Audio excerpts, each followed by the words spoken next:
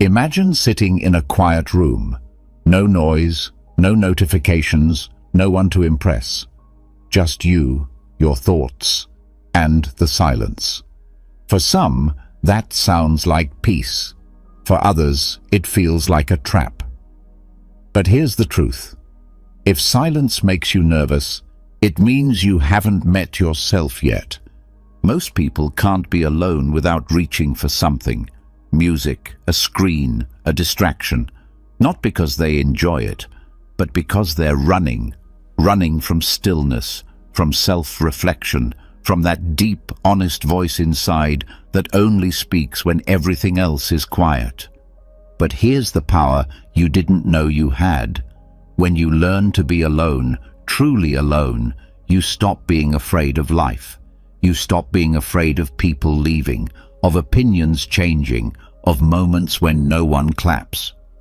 You become solid, calm, unshakable. This isn't about becoming cold or distant. It's about becoming complete.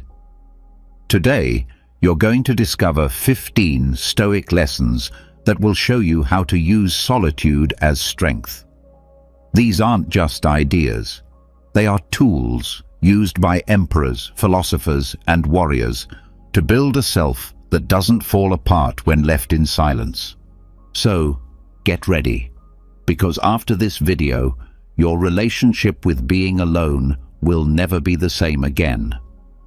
Before we begin, I want you to say this out loud or type it in the comments. Starting today, I am mastering solitude. I am stoic.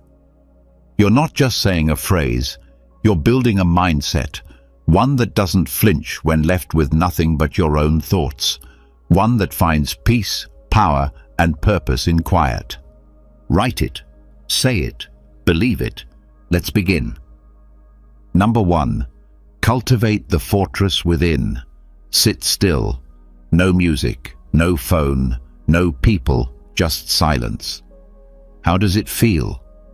For most, that moment feels like falling into a black hole.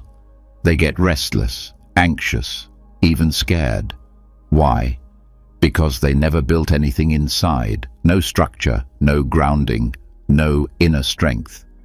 They've built their life leaning on others, on noise, on attention, on constant movement. So the second it all fades, they collapse. But the Stoic doesn't collapse. The Stoic stands. Why? Because the Stoic builds a fortress inside, one that no one can touch and nothing can shake. You must start building that fortress today, not with bricks or cement, but with thoughts, values, and discipline. Build it with silence, build it with clarity, build it with strength that doesn't need applause to stand tall. Most people live like tents, easy to set up, easy to knock down. They depend on the weather, the people around them, the mood of the day. But a fortress stands through storms, through noise, through loss, through loneliness. A fortress doesn't panic when it's alone. It was built to stand alone. Think about your day. How often do you rush from one thing to another, texting, scrolling, listening to noise just to avoid silence? Most people can't sit still because the moment they do, their mind starts talking, and they're not ready to listen. The thoughts feel messy, scattered, and loud, so they run from it. But running doesn't help. Running makes it worse. The more you avoid solitude, the weaker your foundation becomes. The Stoic does the opposite. They turn down the volume of the world and walk into that inner space with purpose. They say, "This is where I will build. This is where I will live."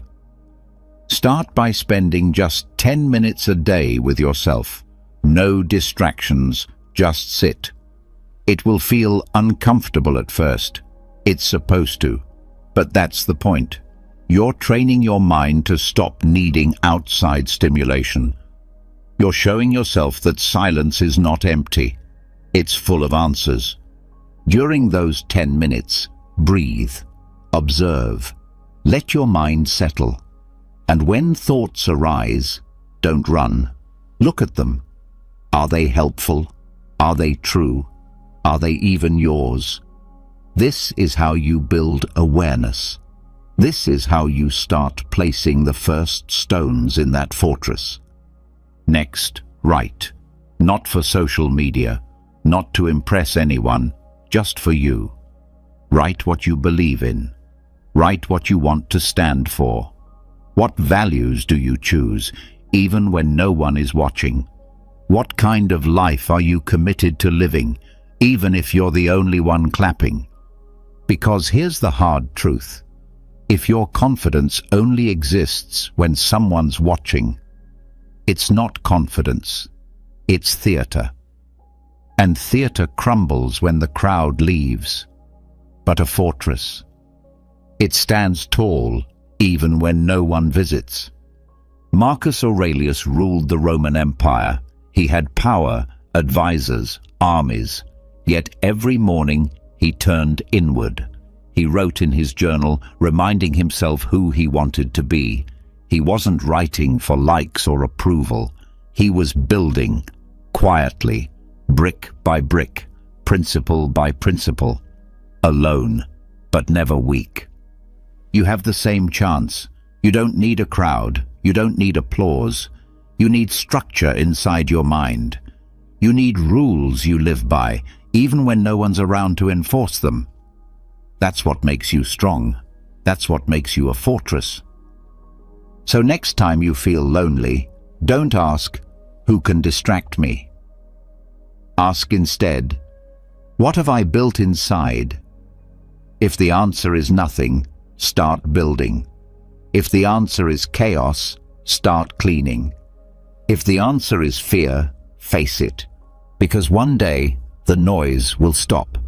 The people will leave. The audience will vanish. And what you've built inside, that's what will remain. Will it be shaky, or will it stand? Make the decision now. Say it to yourself. I will build a fortress within, not for show, not for status, but for peace, for power, for strength that no one can take. Start today. Lay the first brick. Sit in silence. Face what you find. And begin the work of becoming unshakable. Number 2. Withdrawal is not weakness, it's refinement. Pulling away doesn't mean you're giving up. It doesn't mean you've failed. It doesn't mean you're broken or antisocial or cold. It means you're sharpening, like a blade taken out of battle and placed on the stone, like a warrior stepping off the field to clean his armor, to catch his breath, to prepare for what comes next. But most people don't understand this. They think stepping back is a sign of weakness. They think that the only way to be strong is to keep pushing, keep talking, keep showing up, keep being seen. So they stay busy, they stay loud, they stay in the noise, terrified of what silence might say. But a Stoic knows better. A Stoic knows that silence is not a threat, it's a teacher, that stepping back is not retreat, it's recovery, that withdrawal is not weakness, it's refinement. Think about it like this. Imagine a sword. You use it every day, you swing it in every fight. Over time, it dulls, the edge softens, it loses its bite. What happens if you never take the time to pull it from its sheath and sharpen it? Eventually, it becomes useless. It may still look strong, it may still feel heavy, but it can't cut anymore. The same happens to the mind. When you're always in noise, always around people, always chasing, defending, performing, your edge dulls. You forget who you are. You start thinking other people's opinions are facts. You start reacting instead of choosing. That's not strength, that's erosion. So what do? You withdraw, not to disappear, not to sulk, but to realign, to strip away the nonsense, to remember what matters. That's what Stoics do. They step away so they can return stronger. Marcus Aurelius ruled the most powerful empire in the world, but he often withdrew into silence. He would retreat into his journal, into his thoughts, into quiet. Not because he was weak, but because he knew that power without clarity is dangerous. Influence without reflection is chaos. In your life, you need this too. Take moments where you intentionally unplug. Say no to one more message. Turn off the background noise. Let the world move without you for a moment. It'll survive, and you'll come back clearer. Let people misunderstand your silence. Let them think you're distant. You don't owe them noise. You owe yourself alignment. And alignment can't be rushed. It has to be felt. It has to be sharpened in stillness. Withdrawal is not about running away from life. It's about running towards something deeper. It's about asking the hard questions. Am I living how I want to live? Have I started reacting more than choosing? Am I chasing approval instead of meaning? These answers don't come in the crowd. They come in solitude. Try this. Once a week, step back. No conversations, no screens. Just you, a notebook, and a question. Any question. Sit with it. Don't force an answer. Let your mind breathe. Let your inner compass point north again. Because when you're constantly surrounded, you lose your signal. You pick up other people's noise, their opinions, their fears. It all blends in. And soon, you can't tell what's yours and what's theirs. But when you withdraw, really withdraw, you give your soul room to speak. And when your soul speaks, listen. You'll notice something powerful. Clarity returns. Not all at once, not with fireworks, but quietly, like fog lifting, like a blade finding its edge again. So the next time you feel tired of people, of noise, of pretending, don't push through. Pull back. Not because you're weak, but because you're wise. Say it. I withdraw not to escape, but to refine. I step back to sharpen. I choose solitude to remember who I am. That's not quitting. That's mastery. That's Stoicism. Number 3. Companionship should be a choice, not a crutch. Let's be honest. How many people spend time with others not because they truly enjoy it, but because they're afraid of what happens when they're alone? They're not drawn to company from joy. They're driven by fear. Fear of silence, fear of their own thoughts, fear of being left behind, unnoticed, or forgotten. But a Stoic doesn't fear aloneness. A Stoic doesn't chase connection to escape solitude.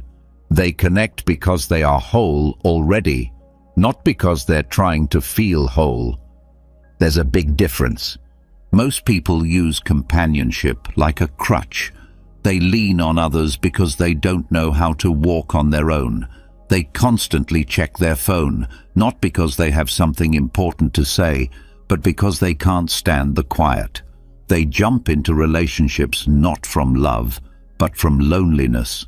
They talk, text, scroll, hang out, not because they enjoy it, but because they can't bear the thought of being by themselves for a single evening. That's not strength.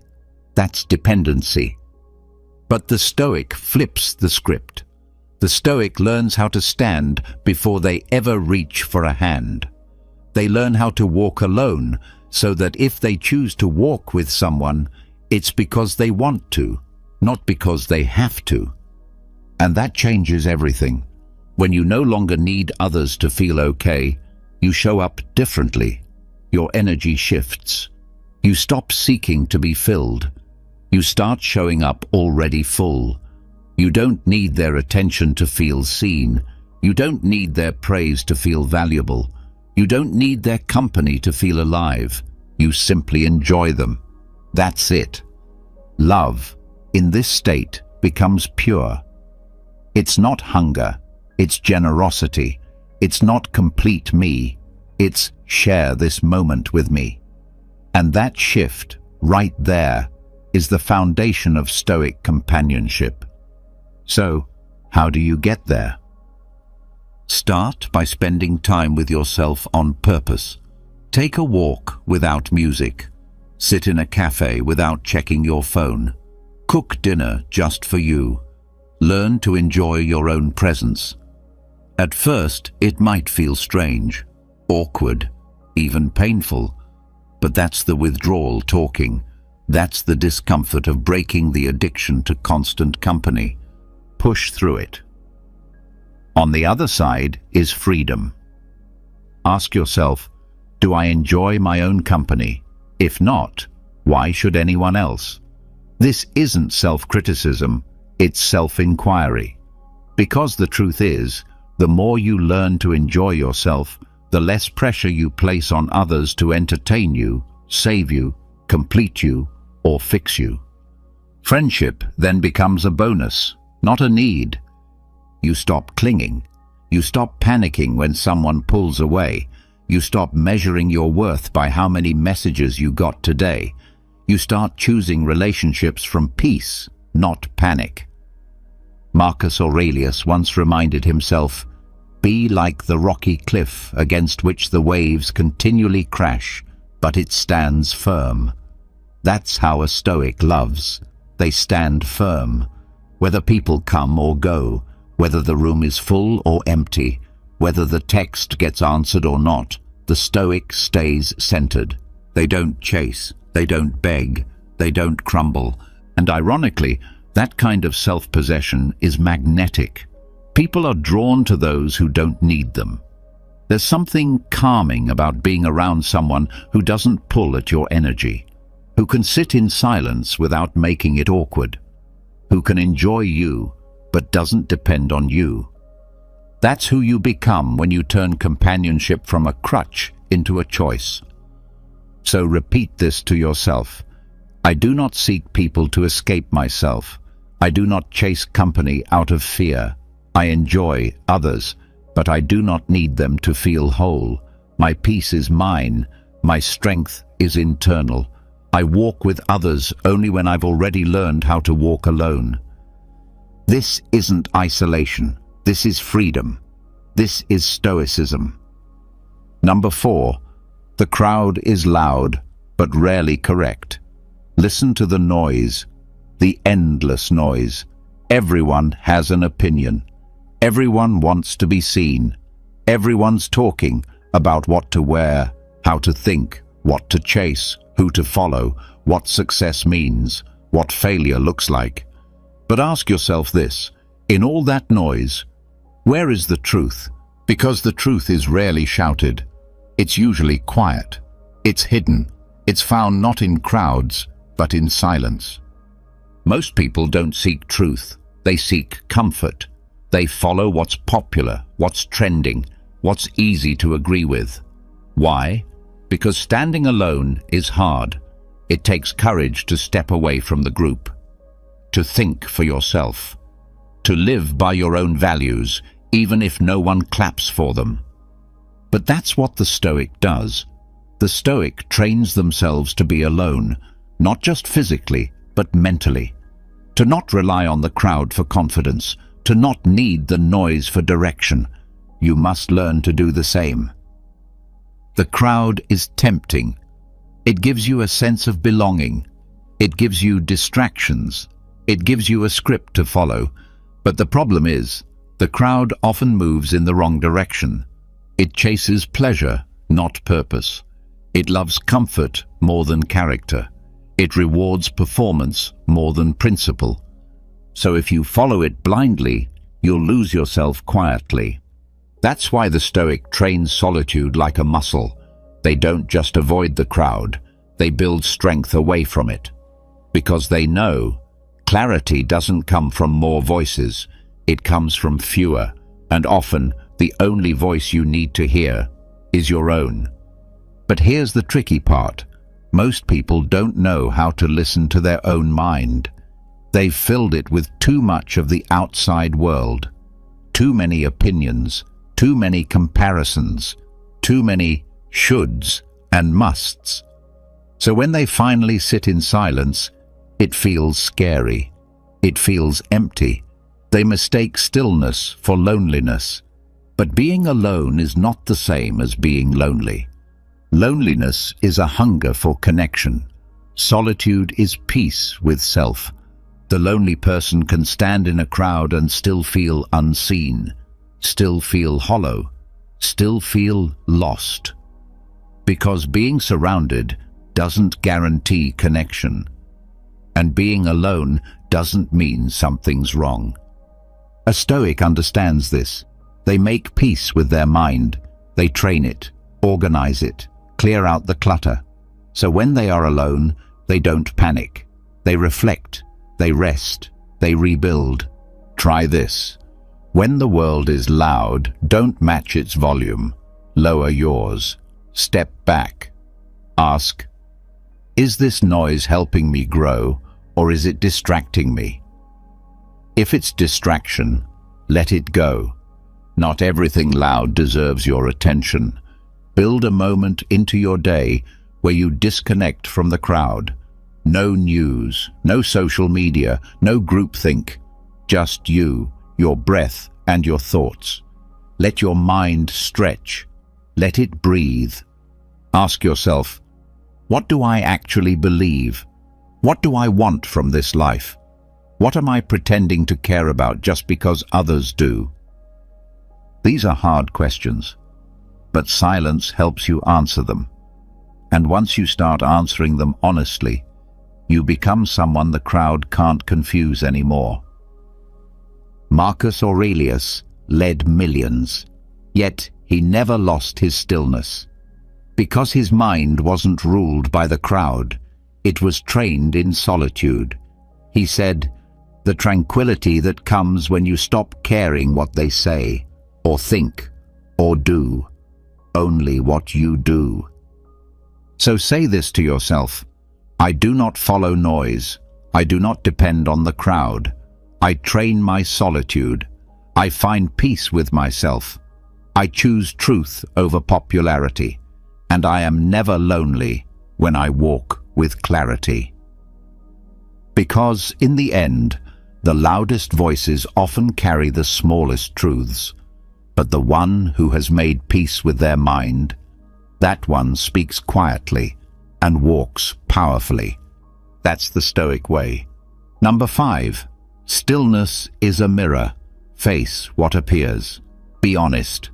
When everything goes quiet, no music, no scrolling, no conversations, how long can you sit there before you reach for something? Anything. A phone, a snack, a distraction. Silence for most people feels like suffocation. But for the Stoic, it's something else entirely. It's a mirror. Stillness is not just emptiness, it's reflection. It shows you what's really going on beneath the surface, the things you've been avoiding, the thoughts you've been hiding, the truths you've been covering up with noise. And here's the hard part. Most people don't want to see it. Because when you sit in stillness, the masks fall off. The roles you play, the image you maintain, the ego you defend, all of it fades. What's left is you, the real you, the unfiltered version. And that's terrifying if you've never taken the time to meet yourself. But the Stoic has. They don't run from the mirror. They sit with it. They stare into it. They welcome what appears. Because only by facing it can they clean it. See, most people are so busy pretending to be okay that they never stop to ask if they actually are. They fill their days with movement, their nights with noise, and their minds with distraction, just to avoid sitting alone with themselves. But when you avoid the mirror, you avoid growth. When you avoid stillness, you avoid truth. Try this.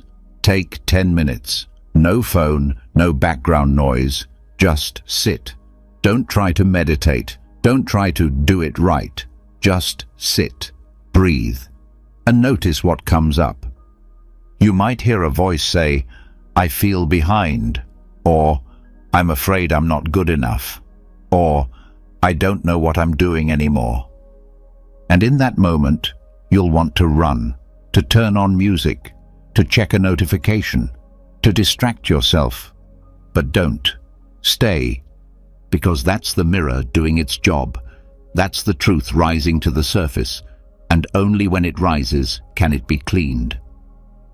Stillness isn't about being calm, it's about being honest. It's about stripping away the noise so you can finally hear what your mind's been trying to tell you. It's about sitting in the middle of your own storm and refusing to flinch. Marcus Aurelius did this. Every morning before he faced the empire, he sat in stillness. He wrote, he reflected, he faced his thoughts, his doubts, his pride, his pain.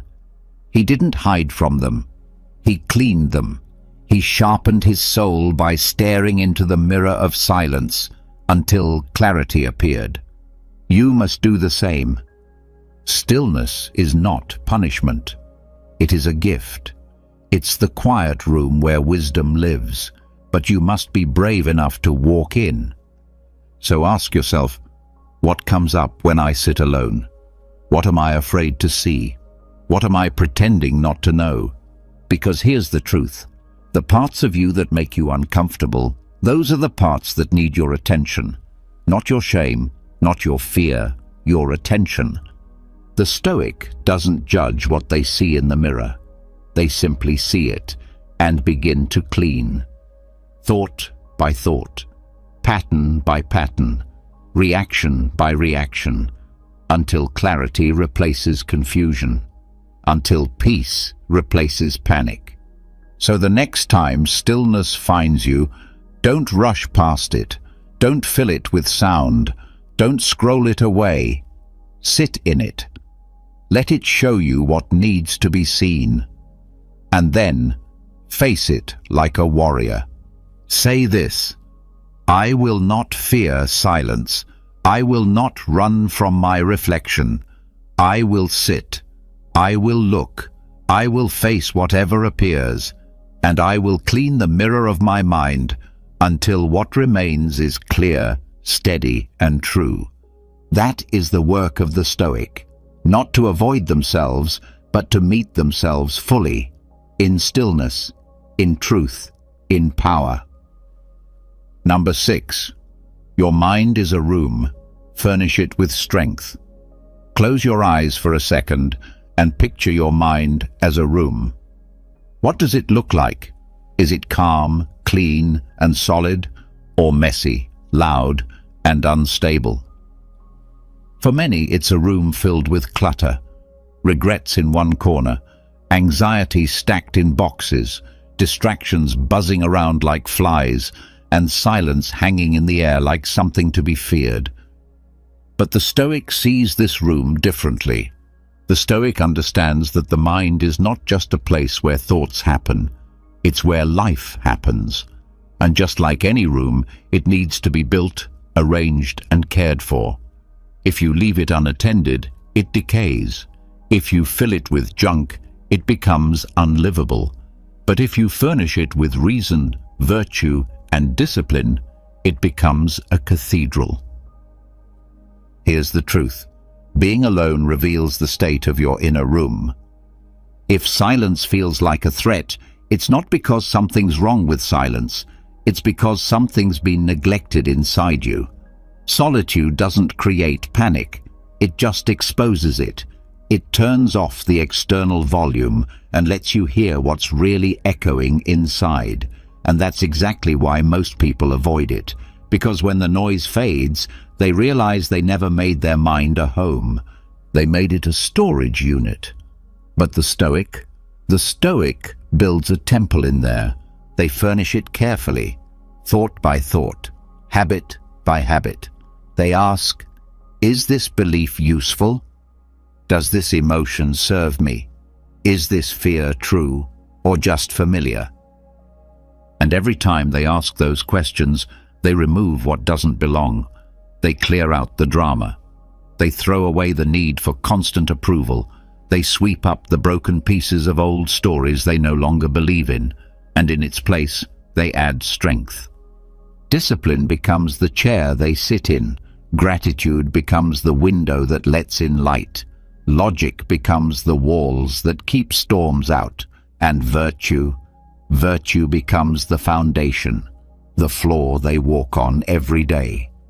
So now when the world goes quiet, the Stoic doesn't panic. They rest. Because their mind isn't a prison. It's a sanctuary, a place they want to return to, a place that gives them clarity, not chaos. But building that takes work. Start small. Each day, take a few minutes to clean your mental room. Sit with a journal and write out the clutter. What's been bothering you? What fear keeps knocking on the door? What thought keeps spinning in circles with no direction? Once you see it, challenge it. Don't just accept every thought like it belongs. Question it, clean it, replace it. Then add something strong. A Stoic quote, a clear intention, a reminder of who you are, something that anchors you in reality, something that reminds you that your room, your mind, is yours to design. Because here's the truth, no one tells you. If you don't design your mental space, the world will do it for you. And the world doesn't furnish with peace. It furnishes with fear, comparison, and distraction. So reclaim it. Make your inner space so solid that even when everything outside falls apart, you still have somewhere to stand, somewhere to breathe, somewhere that feels like home. Marcus Aurelius wrote daily not just to express, but to organize, to clear space, to polish the marble floors of his inner room. He did this so that when chaos knocked, he didn't open the door with panic. He opened it with presence. You can do the same. So repeat this. My mind is my home. I will not leave it to rot. I will not fill it with junk. I will build it with virtue, clean it with clarity, and guard it with wisdom. When I sit alone, I will sit in strength, not fear. That is how the Stoic lives, not waiting for silence to feel safe, but shaping their mind until silence becomes sacred. Build your room, furnish it with strength, then sit in it and rest in who you've become. Number 7. Practice the internal dialogues. Most people talk to themselves all day long, but they don't realize it. It's not always out loud. It's silent, constant, and automatic. A voice in the background of every decision, every moment, every emotion. I'm not good enough. They don't like me. I'll never figure this out. These thoughts play like whispers on repeat, and most never stop to ask, where is this voice coming from? Is it even true? But the Stoic does. The Stoic listens on purpose, and more importantly, they respond. They don't treat thoughts like commands. They treat them like questions. They engage. They investigate. They push back. They turn their solitude into a conversation, not with noise, but with reason. They practice what Epictetus called internal dialogue, a way of guiding the self from within. When they are alone, they don't just sit in silence. They think in silence. They ask, is this emotion helpful, or is it just loud? Am I reacting, or am I responding? Is this belief mine, or did I inherit it without testing it? This is what sets the Stoic apart from the reactive world. While most people drift through thoughts like leaves in the wind, the Stoic steps into the storm and takes the wheel. So what does that look like in your life? It means catching your inner voice in the act and responding with intention. When your mind says, I can't do this, don't just accept it. Ask, why not? What proof do I have? Am I speaking from fear or fact? This isn't positive thinking. This is clear thinking. Internal dialogue is not about lying to yourself. It's about correcting yourself. It's about being your own advisor, your own coach, your own Socrates. Because the truth is, no one knows your mind like you do, and no one is with you more than you are. So if your internal voice is cruel, chaotic, or confused, how can your life be calm? You must train that voice, shape it, sharpen it. One powerful practice is journaling, not to vent, but to converse. Write down a thought you've been having, then question it, respond to it, challenge it. Turn the page into a dialogue between the part of you that panics and the part of you that stands firm. For example, thought, I'll never succeed. Response, where did that come from? Is that based on reality or on fear? What have I overcome before? What can I do now? This is how the Stoic moves from emotion to clarity, from fear to wisdom. It's not about silencing the voice, it's about refining it. Marcus Aurelius did this every day. His meditations weren't written for the world, they were written for himself, to argue with his own doubts, to reason through his own pain, to strengthen his inner voice until it spoke with calm authority. And that's the goal, to have a mind that doesn't scream at you, but advises you, that doesn't beat you down, but lifts you up with truth, a mind that says, let's think this through, instead of, you're failing again. Solitude becomes powerful when your inner voice becomes wise, when your alone time becomes a think tank, not a panic room. So try this. Next time you feel overwhelmed, don't just feel it, talk to it. Sit down, ask questions, write answers, get to the bottom of it. Turn your mind into your mentor. Repeat this to yourself. I am not just the listener of thoughts. I am the speaker of reason. I question what arises. I refine what repeats. I am not led by my mind. I lead it. This is how a Stoic becomes calm, not by silence alone, but by mastering the conversation within. So don't waste your solitude. Use it. Use it to build the strongest advisor you'll ever have, the one inside your own head.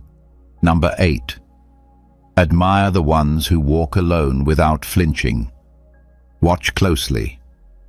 Not at the person who speaks the loudest, not the one constantly surrounded, not the one chasing likes, laughs, or validation.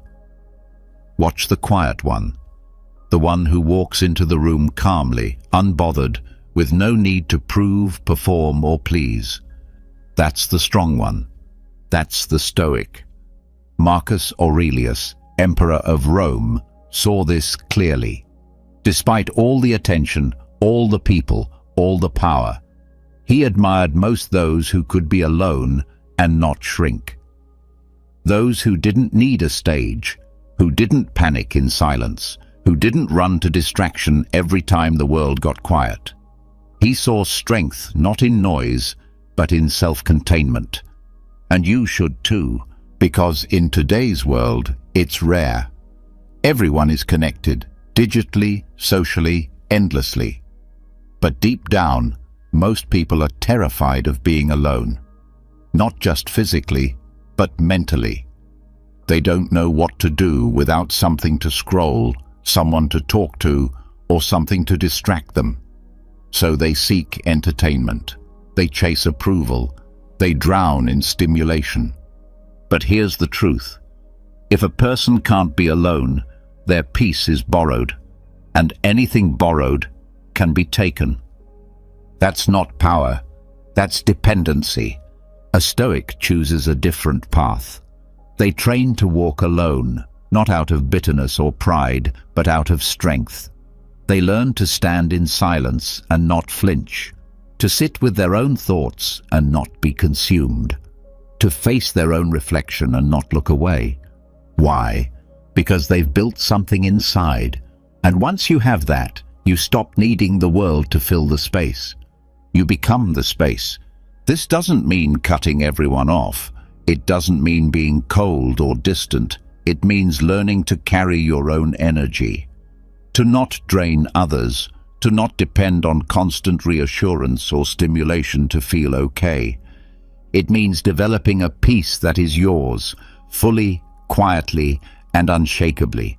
And ironically, when you become that kind of person, the kind who doesn't need the crowd, you become the one the crowd watches. People are drawn to the self-contained because in a world that screams, the one who moves calmly, speaks quietly, and thinks clearly becomes magnetic, not by effort, but by essence. So how do you start building that kind of presence? Begin by removing the need for constant engagement. Go for a walk with no music. Sit with a coffee and no phone. Go to a park or a cafe and don't try to look busy. Just be. Let your mind wander. Let your emotions rise. Let the discomfort pass, and eventually it will. What's left behind is a deeper sense of calm, a deeper sense of self. Train this daily. Build this strength like a muscle. And soon, solitude won't scare you. It'll sharpen you. The next time you're tempted to seek noise, ask yourself, am I reaching for this because I enjoy it, or because I'm avoiding something? Would I still want this if no one else saw it? Who am I when the room is empty?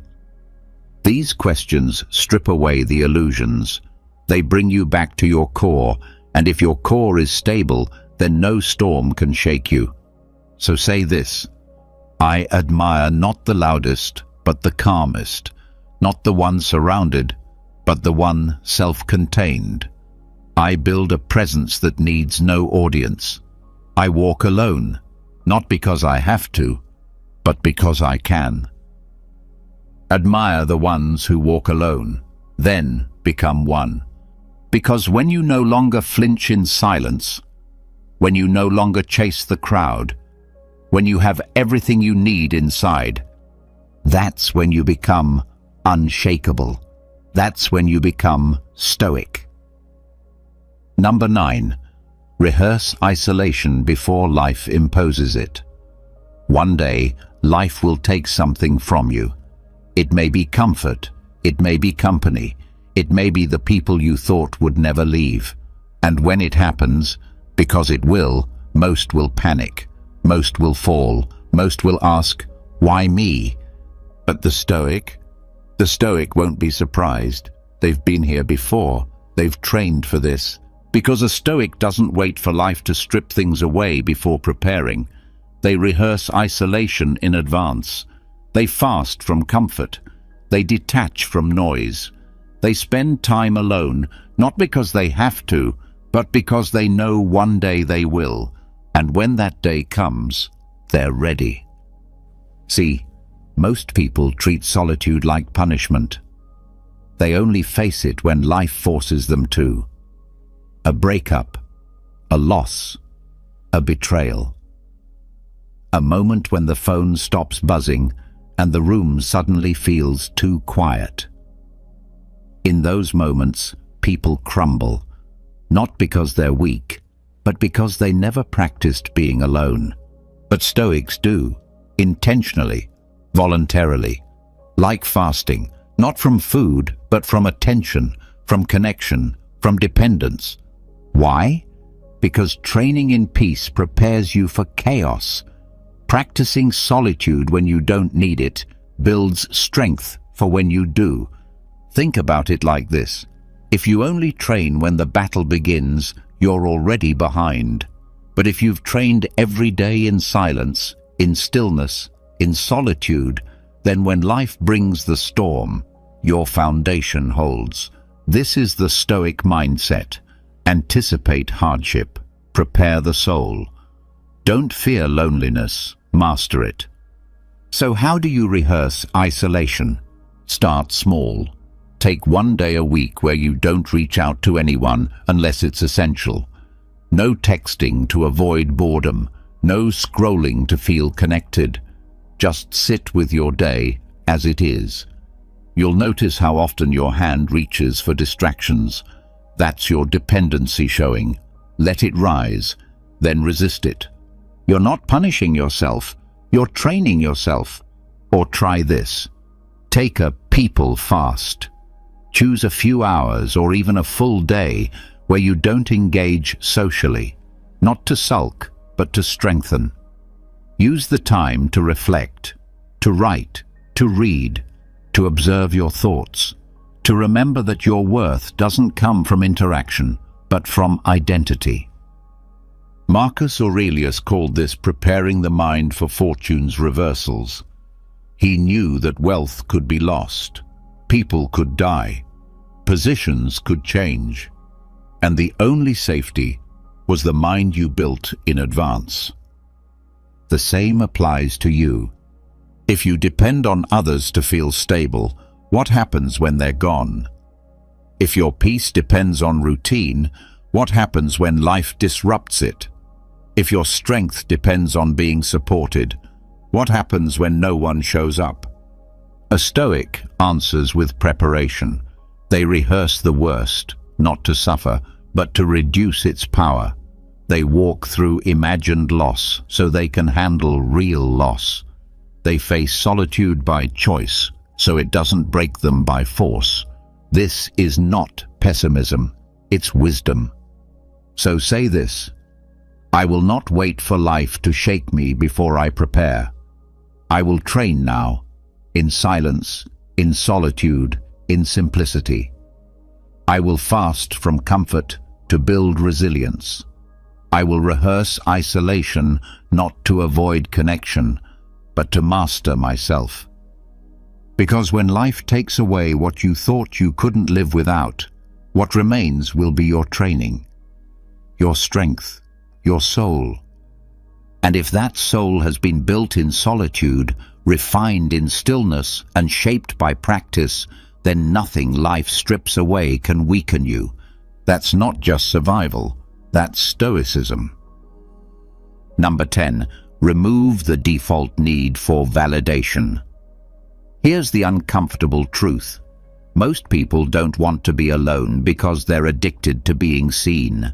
Not truly seen, but acknowledged, liked, praised, clapped for. They measure their value by reaction. Their confidence comes from compliments. Their identity is shaped by external reflection. So when no one's watching, they feel invisible. And when they feel invisible, they feel worthless. But the Stoic sees things differently. The Stoic uses solitude like a detox, a spiritual fast. Not from food, but from feedback. They step away from the noise, on purpose, to see what remains when there is no audience, no applause, no attention. Because that's when the real question shows up. If no one approves of me, do I still approve of myself? This is the test, and most people fail it because they never practice it. The modern world is designed to reward performance. Post something and you get hearts. Say the right thing and you get praise. Stay visible and you stay relevant. But all of it creates a subtle, dangerous dependency on being validated by others to feel worthy. The Stoic removes this default. They unplug from the loop. They don't stop being visible out of fear. They do it out of strength. They retreat into silence, not to hide, but to examine, to clean the mirror, to ask the deeper question, am I still me when no one is looking? And if the answer is no, then it's time to rebuild. Because if your self-worth crumbles when the spotlight turns off, then what you had wasn't self-worth. It was a performance, and performance is fragile. It can be cancelled, ignored, or forgotten. But character stays, especially in solitude. So how do you detox from validation? Start by observing how often you seek it. When you finish a task, do you need someone to notice? When you dress a certain way, is it for yourself or for someone else's approval? When you speak, do you say what's true or what will be received well? These aren't accusations, they're invitations to look deeper, to find the roots. Then remove one layer at a time. Write something and don't share it. Take a walk and don't document it. Do something good and tell no one. Feel the discomfort. That's your dependency surfacing. Stay with it. Don't run back to the applause. Sit in the silence and ask yourself, why do I need someone to see this? Over time, the craving weakens, and something stronger takes its place: internal validation. That's the Stoics' goal, not to be praised, but to be principled, not to impress, but to improve. To live in a way where the judgment of others becomes a whisper, not a command. Marcus Aurelius never wrote his meditations for an audience. He didn't care about followers. He wrote for himself, to anchor his values, to stay clear, to remember what mattered, especially when the world praised or criticized him. You must do the same, because life will not always give you praise. People will not always understand. Sometimes they'll ignore you entirely, and if your identity depends on them, then your peace will rise and fall with their opinions. But if you build your worth in solitude, no one can take it. So say this: I do not perform for approval. I do not beg for praise. I do not need an audience to be myself. I validate my own path. I live by my principles, not their applause. This is what solitude teaches. Not how to be alone, but how to be whole. Not how to disappear, but how to stand unshaken. Not how to impress others, but how to respect yourself. That's real validation. And it's forged in silence. It's built through Stoicism. Number 11. Solitude is the parent of self-authorship. Who are you when no one's watching? Not who you pretend to be, not who you've been told to be, but who you are, unfiltered, unedited, unapproved. Most people don't know, not because they're fake, but because they've never had the silence to figure it out.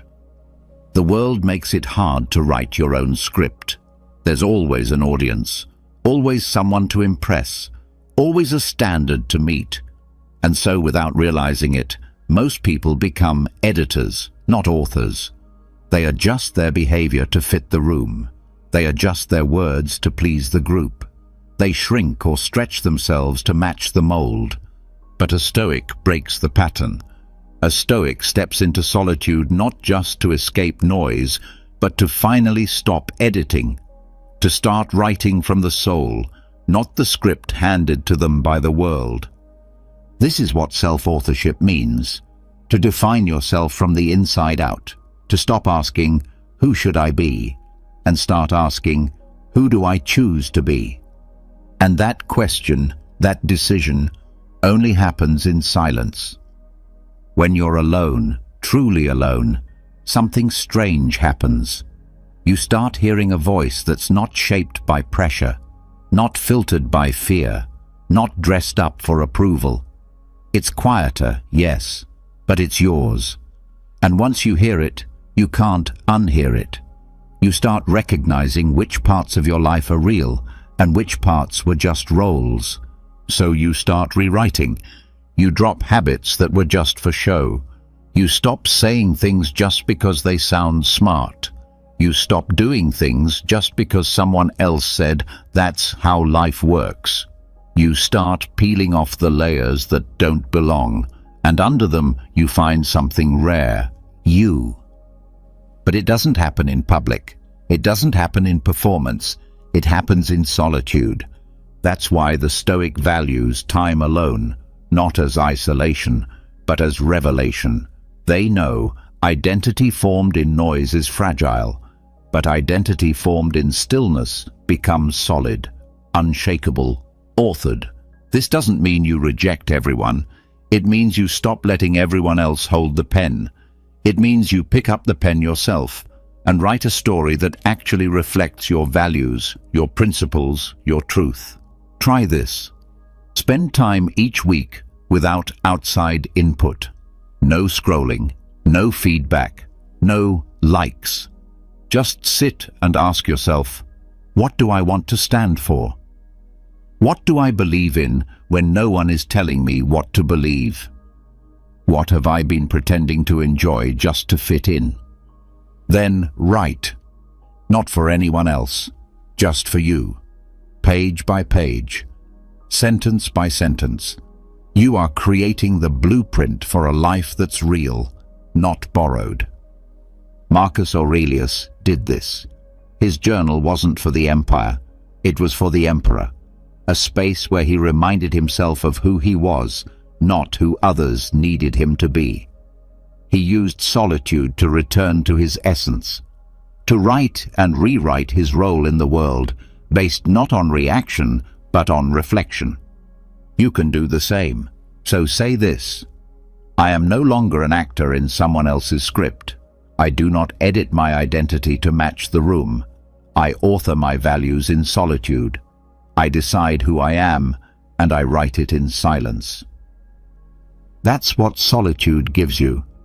Not just quiet, but authorship. Not just rest, but rebirth. And once you write your own script, you stop needing a role in someone else's. That's Stoicism. That's power. That's you becoming the author of your own life. Number 12. Choose solitude over surveillance. You don't need to be watched to exist. You don't need to be liked to be valuable. You don't need to be seen to be real. But the world tries to convince you otherwise. Modern life is a stage. Cameras in our pockets, notifications as applause. Everything shared, everything tracked. People post their meals, their workouts, their thoughts, not always because they want to, but because it feels like they have to. If they don't document it, did it even happen? That's not living. That's performing under constant surveillance. The Stoic rejects that. The Stoic trains for something different. They choose solitude, not just from people, but from being observed. They live in moments that are unseen. They think thoughts no one hears. They experience joy that never gets posted. They know that the most sacred parts of life aren't for show, they're for self. When you do something good and no one claps, would you still do it? When you learn something deep but don't share it, is it still valuable? When you create beauty but keep it private, does it still matter? The Stoic answers, yes, because not everything has to be proven to be true. Not everything has to be shared to be real. Solitude teaches this. When you're alone and no one is watching, you remember how to live for yourself again. You stop waiting for feedback. You stop shaping your life around optics. You start living in full color even when the camera's off. Try this. For one day, do everything without sharing it. Work out, read, cook, write, just for you. Don't tell anyone. Don't post. Don't look for approval. Just be. Feel how strange it is at first. That's the withdrawal from surveillance. It will pass. Then something powerful happens. Freedom. A deep exhale. A reconnection with the present moment. A realization that your life is yours again. Marcus Aurelius, one of the most watched men in the ancient world, wrote his most powerful thoughts in private. His meditations were never meant for readers. They were exercises in unseen reflection. He knew that greatness doesn't need an audience, it needs truth. And truth lives in solitude. So ask yourself, would I still do this if no one ever saw it? Would I still hold this value if no one praised it? Would I still follow this path if it never became a post? If the answer is yes, you've found something real. Because a Stoic lives not to impress, but to align. Not to be seen, but to be whole. They don't need a witness to validate their discipline, their peace, or their joy. So say this: I live in unseen hours. I grow when no one watches. I create for meaning, not approval. I don't need to be visible to be valuable. My solitude is sacred, and mine alone. Choose solitude over surveillance. Choose presence over performance. Choose a life that doesn't need to be recorded, because it's already being lived. That's the quiet power of the Stoic, unafraid of being unseen, because what matters most isn't shared, it's kept. Number 13. Aloneness is the final test of inner freedom. People talk about freedom like it's all about movement, where you can go, what you can do, how much you own. But ask this: what good is all that freedom if you can't sit in a room by yourself without feeling lost? What kind of liberty is it if silence feels like suffocation and your own mind becomes a prison the moment the noise fades? The Stoic sees freedom differently. To the Stoic, true freedom isn't external. It's internal. It's not the ability to travel the world. It's the ability to sit still and feel no chains pulling at your peace. The Stoic defines freedom as this: the ability to be with yourself and feel full. No distractions, no audience, no dopamine hits. Just you and peace. That's rare. Most people can't handle that level of quiet. The moment things slow down, they reach for something: a screen, a call, a plan, anything to fill the space that solitude creates. But the problem isn't the silence. It's the unrest within. It's the internal noise, the unaddressed thoughts, the unsettled mind. And that's where the Stoic does their work. They don't run from that moment. They lean into it. They treat aloneness not as a punishment, but as a test of their self-possession, a test of their mental strength, a test of their freedom. Because when you strip away the noise, the habits, the validation, the movement, what's left is the raw version of you. And if that version is still calm, centered, and content, then you've built something unbreakable. Marcus Aurelius ruled everything, yet often reflected on how little he truly needed. He reminded himself daily that if stripped of title, comfort, or company, he would still have what mattered: his reason, his values, his self. That was his measure of freedom. Not what the world gave, but what it couldn't take. Try this for yourself. Sit alone for 30 minutes. No phone, no music, no people, just a chair, your breath, and your mind. Watch what happens. The discomfort might rise. Thoughts may flood in. Old memories, fears, doubts. Let them. You're not there to escape them. You're there to face them. And when you do, say this: I am not here to run. I am here to witness, to watch my thoughts, to meet myself, to sit calmly in the company of my own soul. Because that's what most never do. They keep moving, keep talking, keep avoiding. They fear that if they stop, they'll fall apart.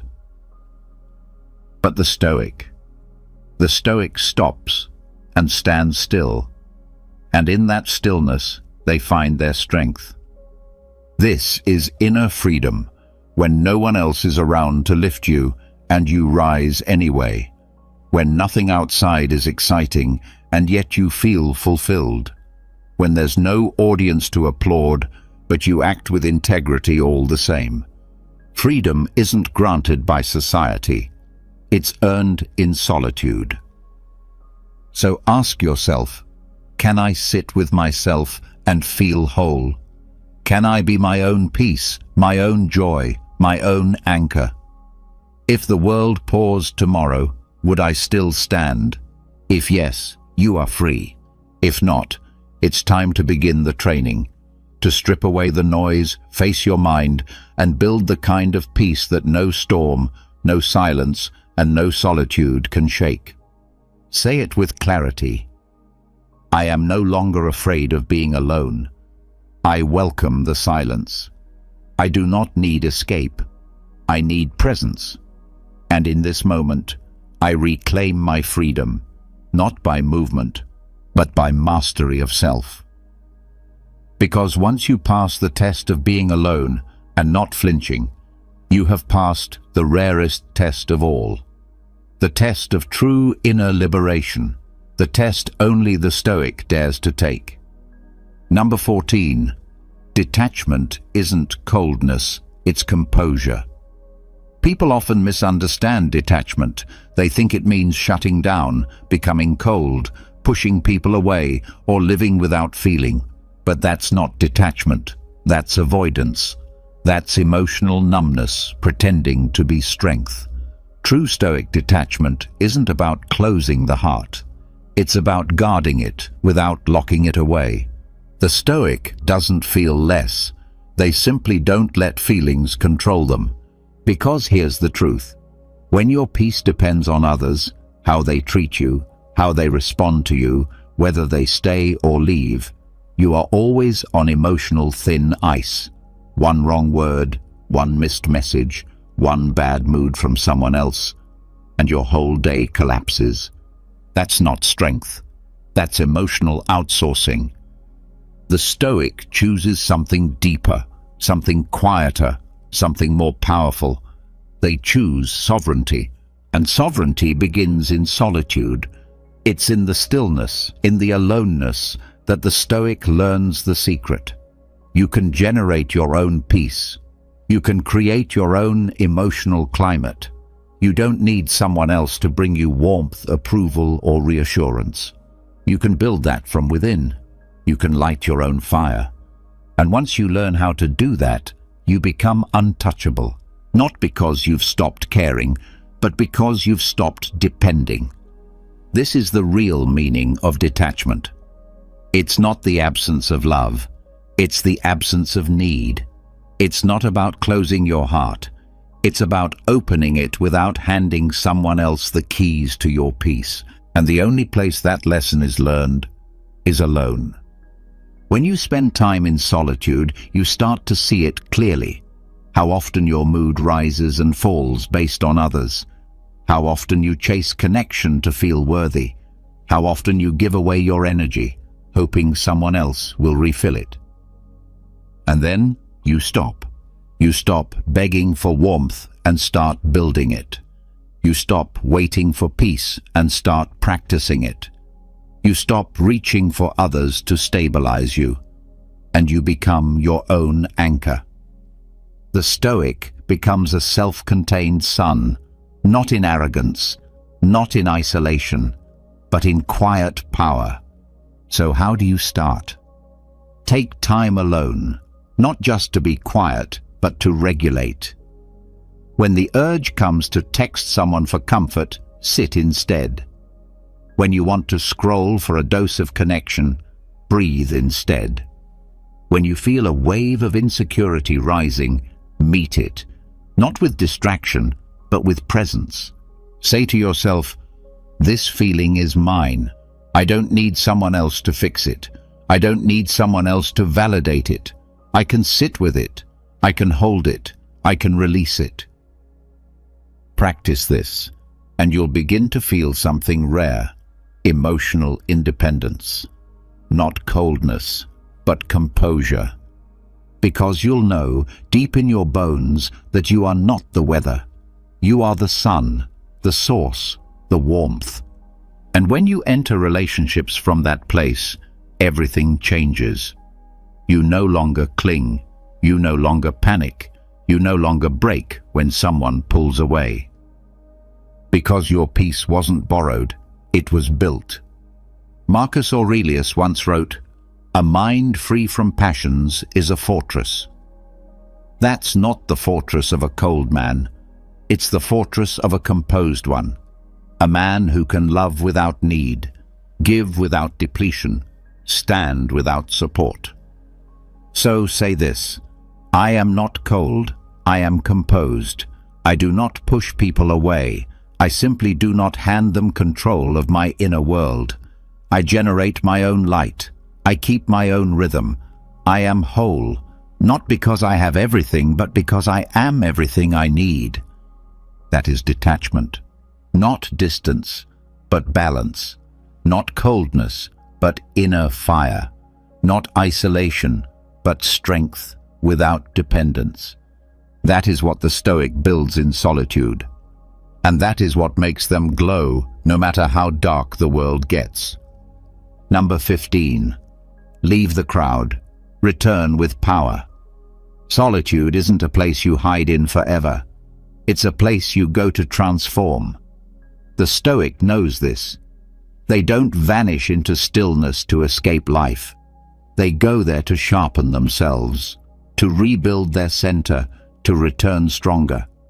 Because true Stoicism doesn't isolate, it recalibrates.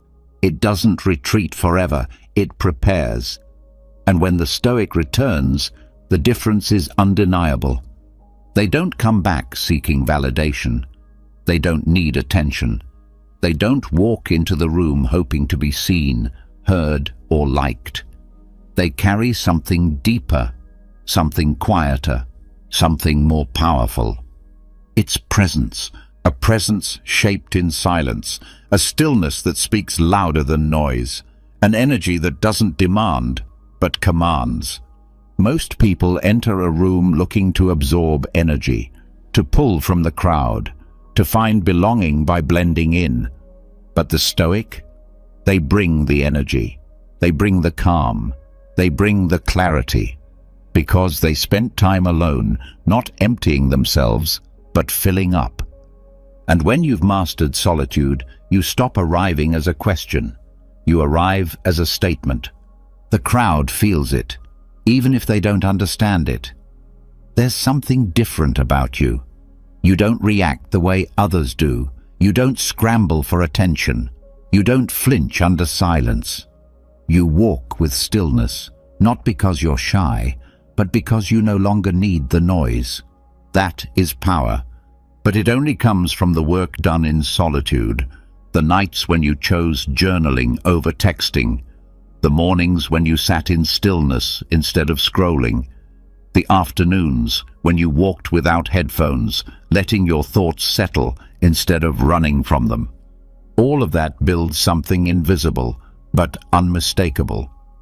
So when you re-enter the world, you don't return looking for something. You return as something, solid, composed, overflowing. Marcus Aurelius knew this. He ruled over millions, but his strength wasn't in his crown. It was in his calm. His private writings show a man who spent hours in self-examination, not to isolate from duty, but to return to it clean, prepared, and unwavering. That's your model. Leave the crowd to know yourself. Return to it so others can feel what knowing yourself does. Let your silence be your gravity. Let your calm be your signal. Let your inner work be the quiet roar that changes the tone of the entire room. So when people ask, "What changed?" you don't need to explain. Your energy speaks for you. Your presence speaks volumes. You've done the work. You've emptied the need. You've stopped arriving with questions like, "Do they like me?" And now you arrive with answers like, "I know who I am." That's what solitude gives you. Not an escape, but a forge. Not withdrawal, but refinement. Not distance, but depth. So say this to yourself: I leave the crowd to sharpen. I return not to be filled, but to overflow. I do not seek attention. I carry presence. I walk with silence, and it speaks louder than words. This is the final step of the Stoic path of solitude, not staying away, but coming back different, stronger, calmer, self-contained. Because the goal was never to hide. It was to return, not as a seeker, but as a source. And when you return like that, the world falls quiet, not out of fear, but out of respect. This is what they never teach you, how to be alone without falling apart. But now you know. Solitude isn't a sentence, it's a sanctuary. It's not where weakness is exposed, it's where strength is built.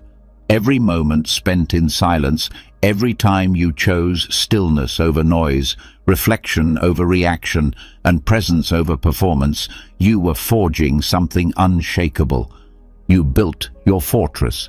You refined your blade. You learned to stand without a crutch. You walked without applause, and you didn't flinch. That's not loneliness. That's mastery. Because once you learn to be alone, truly alone, you stop being ruled by fear. You stop needing the crowd. You stop waiting for permission to feel whole. And you start carrying a presence that speaks without words. You don't show up empty, needing to be filled. You show up full, overflowing, grounded. You bring stillness into the storm, and that stillness becomes your signature.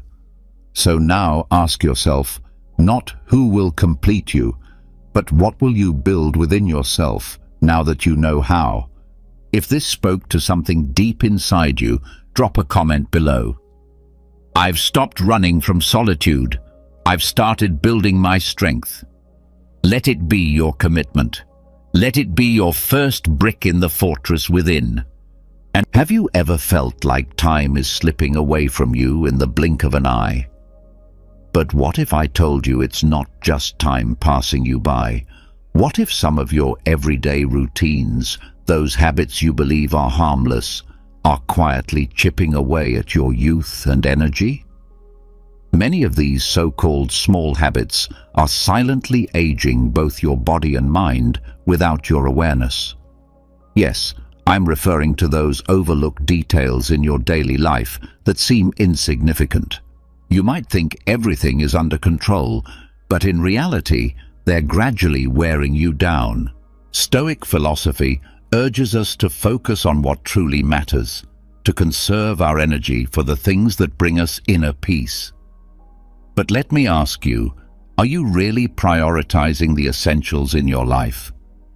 Perhaps it's time to stop sabotaging yourself and uncover those habits that you need to let go of, starting today. Make sure you stick around until the end, because the final point might just shock you. But before we dive in, I want to share a story that reveals the deeper truth behind this message. There once was a man named Andrew who lived in a peaceful village. He was a diligent farmer, well respected for the quality of his crops and his unwavering work ethic. Yet, despite being a young man, Andrew looked aged beyond his years. His face bore lines of fatigue, and his body seemed burdened with a weight far too heavy for someone so young. One day, while tending to his fields, an old wise man passed by and said, "You carry the years heavily on your shoulders, though your youth is still with you. What burden makes you look so worn?" Andrew was taken aback and began to reflect on his daily habits. He realized that he rarely paused to rest, that he often skipped meals or ate hastily without real nourishment. He barely drank enough water, and he hardly slept. His nights were restless, filled with anxiety over his harvest. To fight off exhaustion, he relied heavily on caffeine and sugar.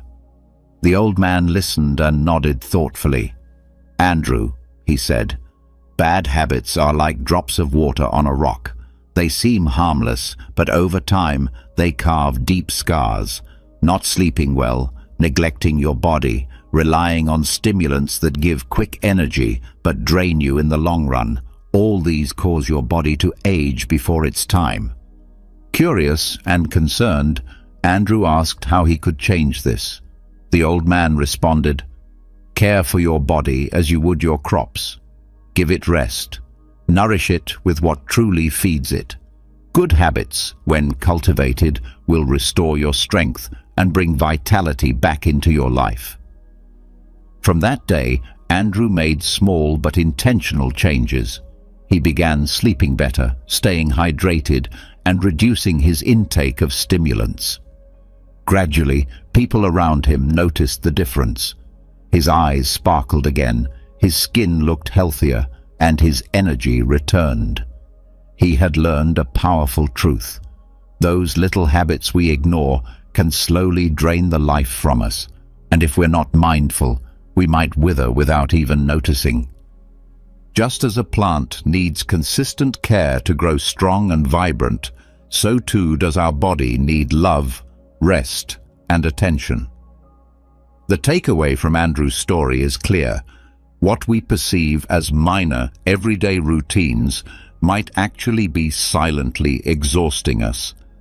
If we truly want to preserve our well-being, we must first look at how we live. Before we explore the first lesson, if you find value in these insights, I encourage you to subscribe, turn on notifications, and stay connected so you never miss new content that can help you improve your life. Let's begin by talking about one of the most common yet underestimated habits: not getting enough sleep. Have you ever stopped to wonder why coffee is almost universally accepted as the lifeblood of the modern workforce? It's because so many of us are functioning on less than the recommended 8 hours of sleep each night. We've glorified sleep deprivation, thinking it's a symbol of drive and ambition, an emblem of success. But here's the truth bomb. Skimping on sleep isn't just draining your energy, it's accelerating your aging process faster than a banana left out in the sun. Let me explain.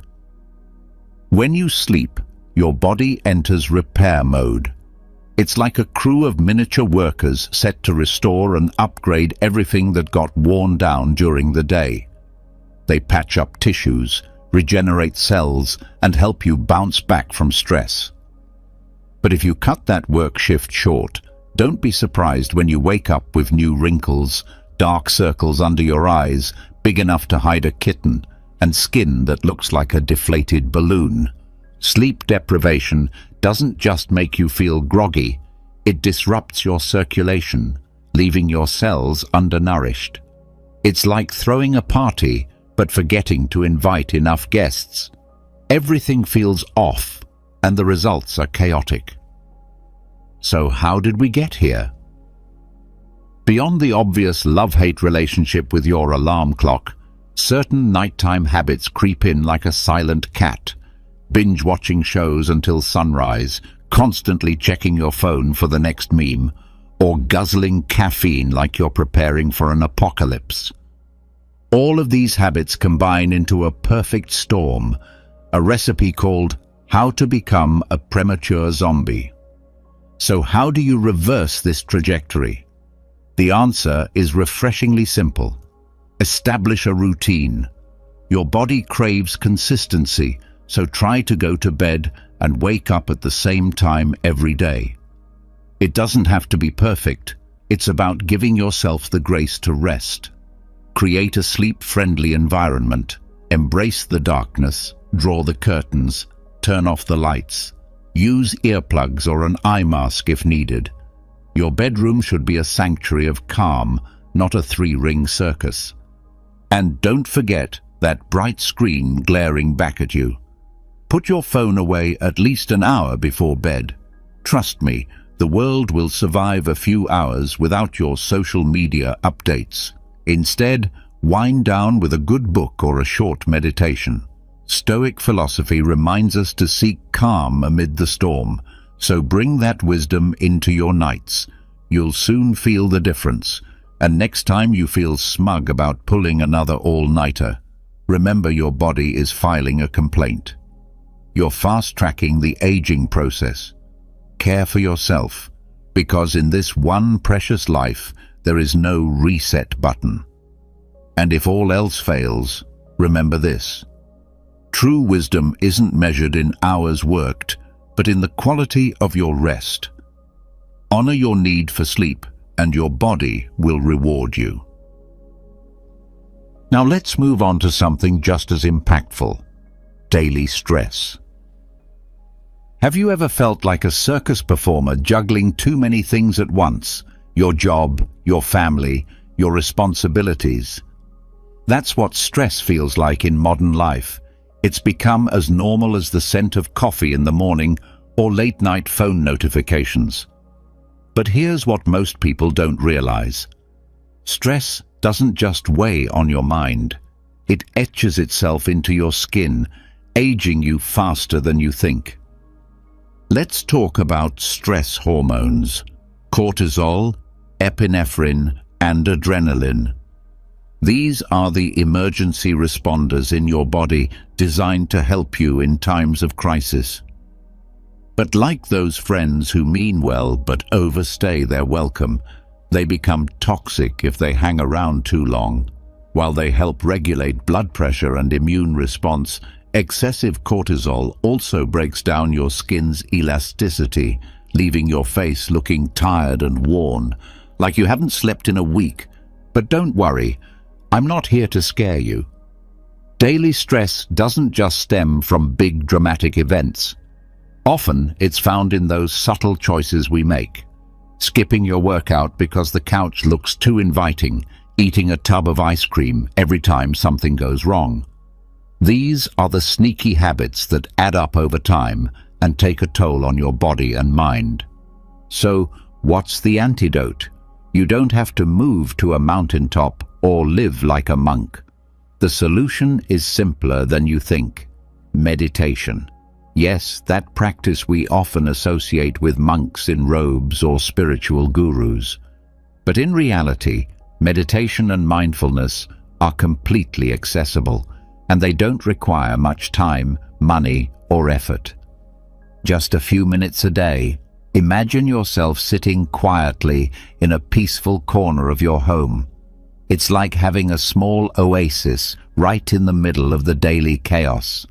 As you slowly breathe in, imagine calmness flowing into you, and with every exhale, picture the stress leaving your body. There are simple exercises you can do right there at home, like focusing on your breathing or visualizing a peaceful place that brings you a sense of serenity. These practices not only help reduce cortisol, the stress hormone, but they also provide a clearer, more composed perspective on whatever problems you're facing.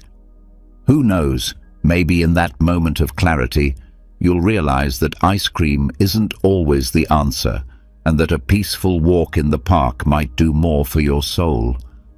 And speaking of renewal, let's not forget what the Stoics taught us about dealing with life's challenges. Face adversity with calm and strength. Instead of letting stress sweep you away like a storm, try adopting a Stoic mindset. Accept that life will inevitably throw obstacles in your path, but also remind yourself you already have the tools to handle them. Stress might be a powerful adversary, but it doesn't have to win. By managing your exposure to stressful situations and incorporating practices like meditation, you won't just lower your cortisol levels, you'll gain clarity, focus, and emotional balance. Always remember, life is like a game of chess. Sometimes, the smartest move is simply to pause, take a breath, and think carefully about what comes next. And when stress starts knocking on your door again, breathe deeply and remember the wise words of Epictetus. Calm is the refuge of the wise. Now let's talk about something more visible: smoking. Have you ever stopped to consider what tobacco really does to your skin? If you think it's just a small indulgence, allow me to be your voice of reason, or if you prefer, the voice of smoke. Smoking isn't just a habit that stains your teeth and leaves a lingering smell on your breath. It's a stealthy thief that slowly robs your skin of its youth. Tobacco is one of those enemies that sneaks up on you, and before you know it, the damage is already done. But let's break this down in a more honest and reflective way, maybe even with a pinch of sarcasm. Think of smoking like inviting a group of Stoic philosophers to your birthday party, only to watch them walk off with all your gifts. What do the Stoics have to do with this, you ask? Well, imagine those ancient thinkers were the guardians of your skin. They valued reason and living in harmony with nature. So how does inhaling toxic smoke fit into that idea of natural living? Tobacco deprives your skin of oxygen and essential nutrients that it needs to glow. Worse yet, it triggers mischievous enzymes that chip away at your skin's elasticity. It's as if your skin is quietly crying out, "Where's my collagen?" But it doesn't stop there. The toxins in cigarette smoke disrupt the oxygenation process at a cellular level. Picture your skin constantly fighting for air, like trying to run a marathon with a plastic bag over your head. A lack of oxygen severely affects your skin's ability to regenerate, leaving you looking more tired and aged. So, if you're among those who think those little indulgences don't have a long-term impact on your appearance, think again. Each puff is like a thief, silently creeping into your home, stealing your youth and leaving behind wrinkles and dullness. Some party, huh? So what's the way out?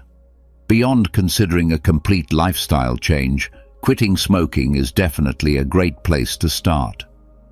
But there are also additional strategies you can adopt. First, think about the importance of hydration. Your skin is like a plant. If you don't water it, it withers. So why not flood your life with water and ditch the harmful smoke? Embracing healthy lifestyle habits is crucial too. Fill your diet with fresh fruits and vegetables rich in antioxidants. They're like little warriors fighting off the invisible enemies left behind by smoking. And don't forget about exercise. Not only does it boost your circulation, but it's also an excellent way to reduce stress. At the end of the day, the choice is entirely yours. You can live in denial, convincing yourself that smoking doesn't really affect your looks, or you can reclaim your power and start caring for your skin with intention. Just like the Stoics, who believed in reason and self-discipline, you too can shape your destiny. Sure, life is full of fleeting pleasures, but your skin will thank you in the long run if you choose the path of wellness. As Brian Tracy wisely said, youth may be a gift from nature, but aging gracefully is a true work of art. Speaking of things that age us, let's talk about water, or rather, the lack of it. When was the last time you looked in the mirror?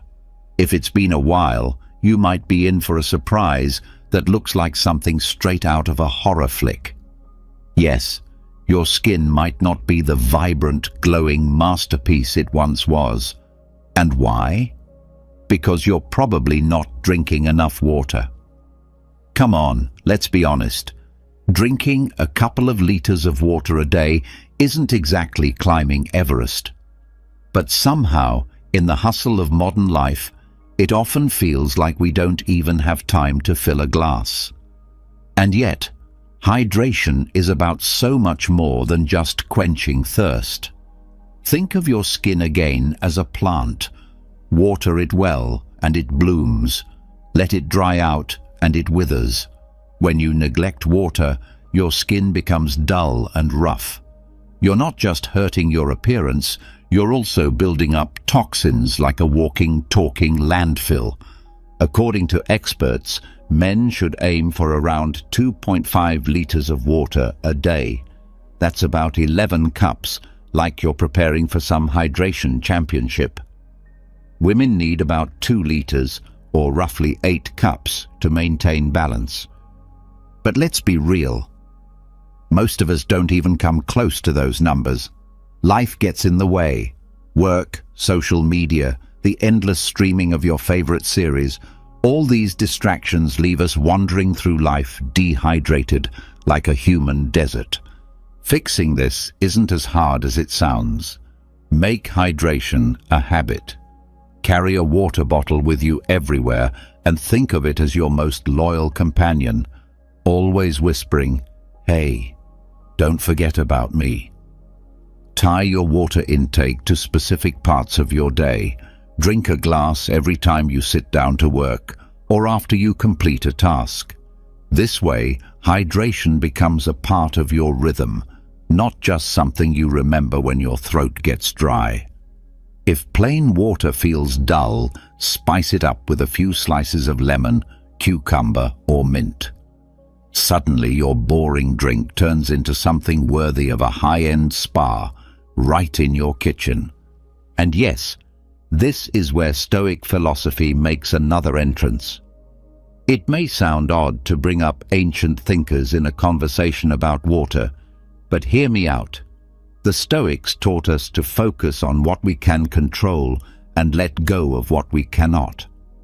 If you can't change the dullness in your skin overnight, you can at least make the conscious choice to drink more water today. It's a small step, but one that carries great impact. In the end, ignoring hydration may seem harmless, but it's one of those tiny habits that lead you directly down the path of premature aging. If you care about your skin and your health overall, drinking enough water should be non-negotiable. Think of your body as a sacred space. Like any temple, it requires regular care. Let me leave you with a little reflection. Life, my friend, is like water. If you don't care for it, it vanishes before you even realize it's gone. And now, let's dive into another sneaky culprit: caffeine. That magical potion we cling to in the morning as if it were divine nectar, turning us from grumpy zombies into functioning humans. But have you ever really asked yourself if caffeine is your loyal ally or your secret saboteur? Let's face it, what starts as a harmless ritual can quickly spiral into a jittery dependence that leaves you wired, anxious, and crashing by midday. If you've ever questioned whether caffeine is lifting you up or dragging you down, this one's for you. Think of yourself as a high-performance sports car speeding down the highway. Coffee might be the fuel that powers you, but pour in too much and you're bound to crash. Stoicism teaches us the importance of moderation and self-control, and nowhere is that more relevant than in our daily caffeine habits. In moderate doses, caffeine isn't the enemy. It has antioxidants, and a couple of cups a day can even improve your concentration. But everything has a limit. Experts suggest sticking to no more than 2 caffeinated drinks per day. And if you're a fan of coffee, organic green tea, or black tea, you're in luck. Those are among the healthiest choices. But what happens if you ignore those guidelines? That's when the chaos kicks in. Caffeine overstimulates your nervous system like a hamster sprinting endlessly on a wheel. Your heart races, your mind becomes restless, and suddenly anxiety crashes the party like an unwanted guest. But don't worry, this isn't the end of your story. There are ways to escape the trap, and they begin with awareness, balance, and making wiser, more intentional choices. First, set a firm boundary. 2 cups, no more. Think of it as if you were a stoic, someone who chooses to forego temporary indulgence in favor of long-term well-being. If it feels like coffee has become your constant companion, it might be time for a serious self-reflection. Also, remember the golden 6-hour rule. Avoid consuming caffeine within 6 hours of your bedtime. It's a simple yet powerful guideline. Often, what your body really craves isn't another cup of coffee, but a refreshing walk outside, a quiet moment with a good book, or even a few minutes of meditation. These practices can help restore your calm and ease the anxiety that caffeine can sometimes bring. And if you find yourself caught in the endless loop of caffeine dependence, consider replacing some of your drinks with caffeine-free alternatives. Initially, you may feel like you're parting ways with a trusted old friend. But just like the old saying reminds us, sometimes letting go is the only way to move forward.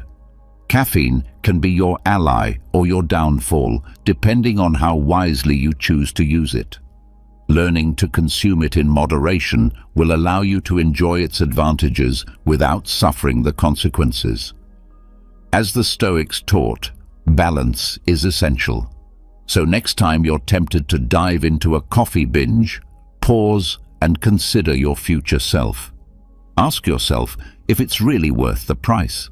As Marcus Aurelius once noted, true strength lies not in what you take in, but in what you choose to leave out. Now let's talk about something equally vital: neglecting physical exercise. Have you noticed how the couch has become your best buddy? That warm, comfy space where you lounge for hours, binging shows or scrolling endlessly online. At best, maybe you're mentally planning your dream life while munching on a bag of chips. Ah, the sweet trap of a sedentary lifestyle. That silent thief of youth that whispers, just a bit longer, even though deep down you know better. Let's be honest, it does cause harm. But here's the good news. Just 45 minutes of daily movement can be your ticket to feeling young again, or at least becoming a healthier version of yourself.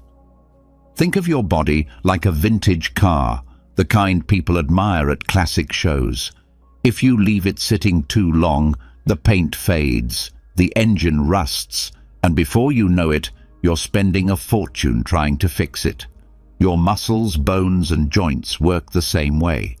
If they're not in motion, the aging process accelerates faster than you might expect.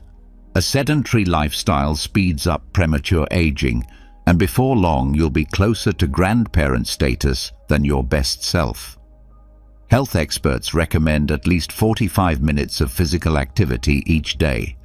But before you roll your eyes and imagine yourself drowning in sweat at the gym, let me stop you. There's no need to become a fitness fanatic to meet this goal. The secret lies in discovering an activity you genuinely enjoy. It could be lifting weights, like those action movie heroes, or dancing around your living room, or simply taking a walk while listening to your favorite podcast. Every bit counts. Resistance training, in particular, is one of the best ways to fight aging. And no, you don't have to aim for a bodybuilder physique. Just a pair of dumbbells or using your body weight can lead to noticeable improvements. The goal is to challenge your body, not torture it. Stoic teachings remind us that control and discipline are the cornerstones of a fulfilling life. So why not apply that philosophy to your daily routine? Find an exercise you truly like, and that 45-minute window will become a cherished part of your day, a little retreat for your well-being. Still not convinced? Consider the alternative. A sedentary lifestyle doesn't just shorten your life, it increases your risk for heart disease. Think of your heart like the engine of that classic car. If you neglect it, it may fail when you need it most. Just a few minutes of movement each day can create a world of difference. So the next time you're tempted to keep streaming episode after episode, remember, your body needs love too, and movement is its favorite language. Less than 45 minutes a day doesn't sound so bad now, does it? Think of it as a daily act of self-love. Get up, stretch, and give your body what it deserves. Because doing nothing is the fastest way to grow old without ever truly living. Engrave this in your mind. Caring for your body is the first real step toward a life well lived. If you don't take charge, someone else might, but not in the way you'd want. Now let's dive into another sweet topic, quite literally, the overuse of sugar. Have you ever paused to really think about what sugar represents? Sure, it charms your taste buds, often feels like a trusted friend, and makes everything more delicious. But over time, it morphs into that one party guest who just won't leave. Life's too precious to let a few sweets mess up your skin, your health, and most importantly, your future self. Sugar, that innocent-looking white powder we all adore, has earned its bad reputation for good reason. Did you know excessive sugar can lead to inflammation and acne? That's no urban legend. Those random breakouts might just be the lingering effects of that impulsive donut you inhaled earlier. And it doesn't stop at your skin. Sugar is a master of disguise.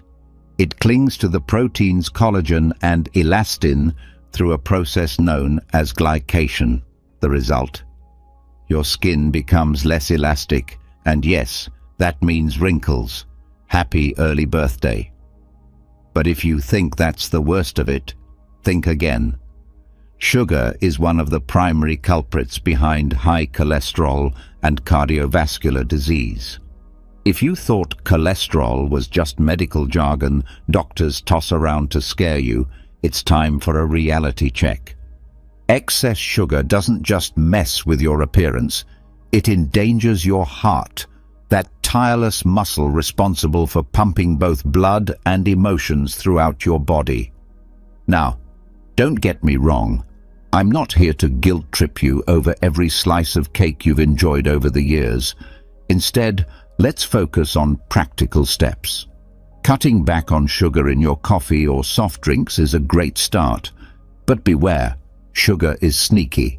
It lurks in countless processed foods, from sauces to snacks, hiding behind names like sucrose, fructose, and syrup. It's like a culinary ninja, quietly plotting your downfall. So, what can you do? First, become a food detective. Start reading labels and learn where sugar is hiding in plain sight. Take stock of your pantry and say goodbye to products that bring nothing but an overdose of sweetness. Try switching to natural alternatives like stevia or coconut sugar. Your skin and your heart will thank you. Embrace the wisdom of the Stoics and ask yourself what you truly need versus what's just a passing craving. Moderation is the secret weapon. The next time you find yourself longing for dessert, pause and remember, your health, your skin, and your future are all quietly watching. Don't let a fleeting pleasure grow into a damaging habit. Make moderation your superpower and become the hero of your own journey. After all, life is too precious to let sugar speed up your aging process. Every bite you take is a choice. Choose the path of wisdom, resilience, and well-being. Now let's talk about something often overlooked, but incredibly powerful: not smiling enough. Have you noticed those days when your smile feels like it's on a silent retreat, having vanished without a trace or explanation? That's not just a mood thing. It could be silently taking a toll on your physical well-being. You heard that right. Your emotional state does more than determine whether you're the life of the party or the quiet one sipping in the corner.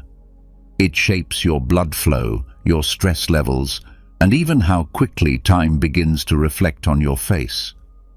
Think aging is just a natural process. Think again. The Stoics, those ancient philosophers whose wisdom still resonates in our age of selfies and fast food, understood the value of keeping a tranquil mind amid life's storms. They knew life could feel like a fast-moving river, filled with sharp rocks and cold waters. But rather than complain, they believed in building a small boat to float with resilience. Laughter, dear friend, is that boat's engine. It doesn't just feel good, it's scientifically proven to help. And yes, even science agrees, when it comes to smiling, there's more than meets the eye. The role of blood vessels goes beyond simply circulating blood. They also help in reducing stress and, in the best scenarios, even contribute to keeping you a bit younger. And the best part? You don't need miracle creams to make it happen. Let's face it, we often get trapped in what I call the cycle of seriousness, where every challenge feels like a chaotic storm of negative emotions dragging us into a pit of demotivation. In that state, we forget the simple joy of laughing at ourselves, at life's ridiculous moments, and yes, even at our own flaws. Life is packed with absurd events that, when viewed through the right lens, are comedy-worthy. So, how can we start stepping away from this heavy spiral of seriousness? There are some simple but powerful ways to begin. First, consider surrounding yourself with people who laugh easily, those friends who seem to find happiness in the most unexpected corners of life. A casual coffee meetup, watching a good comedy, or enjoying a board game can be a surprisingly effective antidote to gloominess. You can also try something called a laughter journal. Yes, it might sound a bit silly at first, but give it a shot. Every evening, jot down 3 things that made you smile or laugh during the day. You'll be amazed at how many small, joyful moments you've been overlooking. Over time, your brain will get into the habit of noticing these sparks of happiness, and laughter will begin to feel more natural, like a reflex rather than an effort. And don't underestimate the quiet power of meditation. Stoic philosophy teaches us to observe our emotions and thoughts without judgment, like clouds drifting by. By practicing meditation, you can clear the mental fog and rediscover those small rays of light that often get buried under stress. So, take a moment, inhale deeply, and let yourself smile. Let life flow, a little more lightly this time. To sum it up, taking life less seriously and smiling more isn't just something your grandmother would suggest. It's a real survival tactic in a world that often feels too heavy. The next time laughter feels far away, remind yourself that every smile is a small but powerful act of defiance against premature aging. Laughter, in case it hasn't been said enough, is truly medicine, one without side effects, but filled with undeniable benefits. Now, speaking of things that sabotage your vitality, let's talk about drastic diets. In this era of instant gratification, many people chase weight loss like it's a competitive sport, diving into the most extreme diets they can find. You know the type, the ones that promise miraculous results in record time, treating your body like a fixer-upper project that can be reshaped on demand. But what happens when these extreme restrictions start pushing you to your limits? That's when it's time to pause and ask yourself what self-care really means.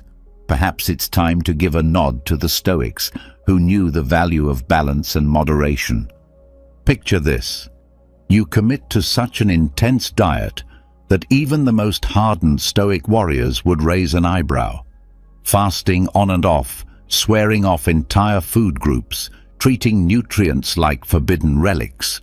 Sounds like a heroic health plan, right? Meanwhile, your mind is fantasizing about becoming the next social media transformation star, but your body is quietly screaming for help. The truth is, extreme dieting sends your system into panic mode, and not the kind that's amusing when you see dramatic before and after photos.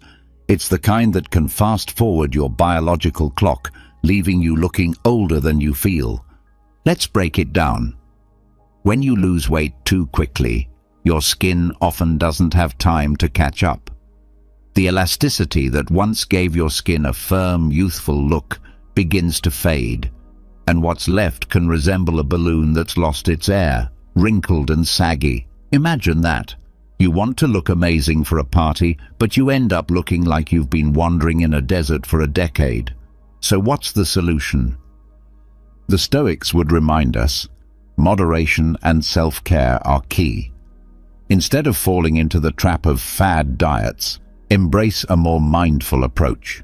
Picture this, not eliminating entire food groups, but adopting a conscious way of eating where you actually listen to your body and nourish it with what it needs.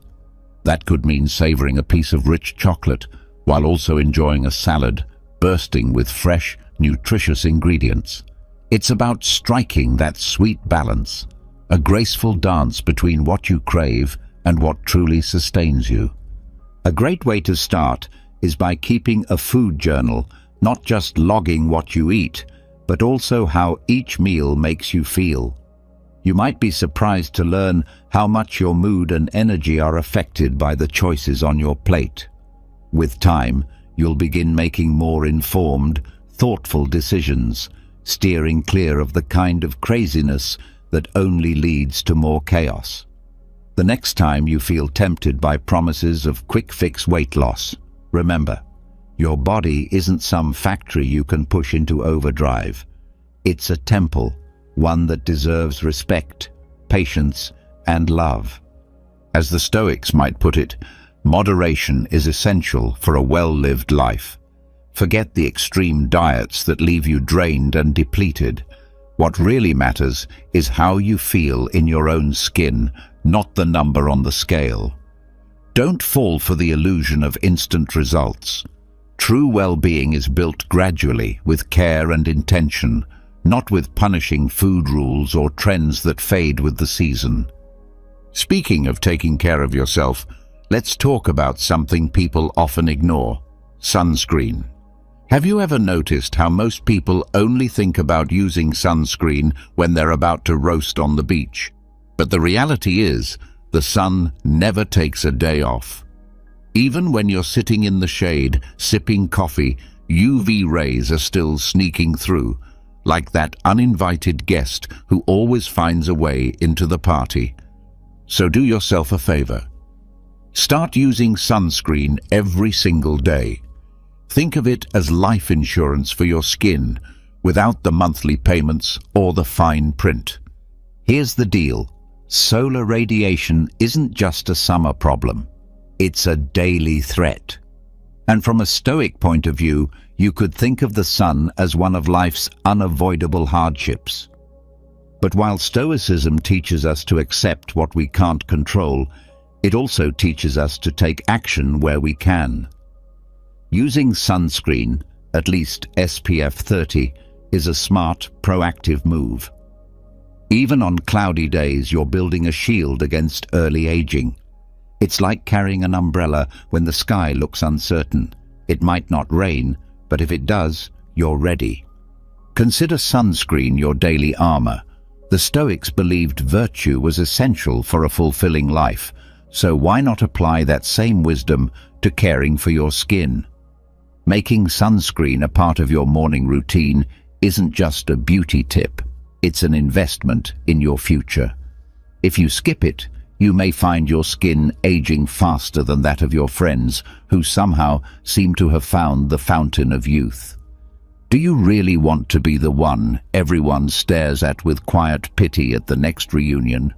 Putting on sunscreen shouldn't be an afterthought. It's a daily ritual, like brushing your teeth. And remember, reapplication matters. Sunscreen wears off, especially when you're at the beach, working out, or sweating under the summer sun. Reapply every 2 hours if you want real protection. Not all sunscreens are created equal either. Choose one that feels good on your skin, something that won't leave you greasier than a cheeseburger. There are lightweight formulas now, even ones with a touch of color that enhance your look while protecting your skin. And please, share the knowledge. Talk to your family and friends about the importance of daily sunscreen. You might just save someone from future regret or wrinkles. Don't be that person who only reaches for sunscreen when they're headed to the beach. That's like saying no to veggies because fries taste better. Your skin deserves more than that. Be the hero in your own story. Start protecting your skin now, before it's too late. Remember, life is full of choices, and this is one of the smarter ones. As any Hollywood icon would say, Your skin is your first outfit, so protect it and do it with flair. Now, let's touch on another silent mistake that many people make: not going to their medical checkups. Remember that little thrill of rebellion you felt the last time you skipped a doctor's appointment? As if avoiding it somehow gave you control over the system, as if not showing up for that routine visit made you free from all the medical jargon, the cryptic lab reports, and the eternally cheerful nurse who always smiles like she's in a competition. But here's the truth: that so-called freedom might actually be a gilded cage. It feels nice for a while, but it's still a trap. At the end of the day, medical checkups isn't just another tedious task to cross off your list. It's often a life-saving act that far too many people overlook. According to recent university research conducted this very year, routine checkups can help detect illnesses or health issues in up to 90% of individuals. Yes, 90%. If that statistic doesn't give you a strong reason to pick up the phone and schedule a doctor's appointment, it might be time to reassess your sense of logic. So, how often should you actually be seeing your doctor for a routine exam? The answer is as straightforward as picking something off a restaurant menu. Up to the age of 40, you're generally advised to get a checkup every 4 years. Between the ages of 40 and 60, things become a bit more serious, and a visit every 2 years is recommended. Once you cross the age of 60, regular yearly visits should become part of your normal routine, making you something of a familiar face in the waiting room. Here's something even more surprising. Many health insurance plans actually include free annual checkups. So if you're in the market for a new insurance provider, make sure those health screenings are part of the package.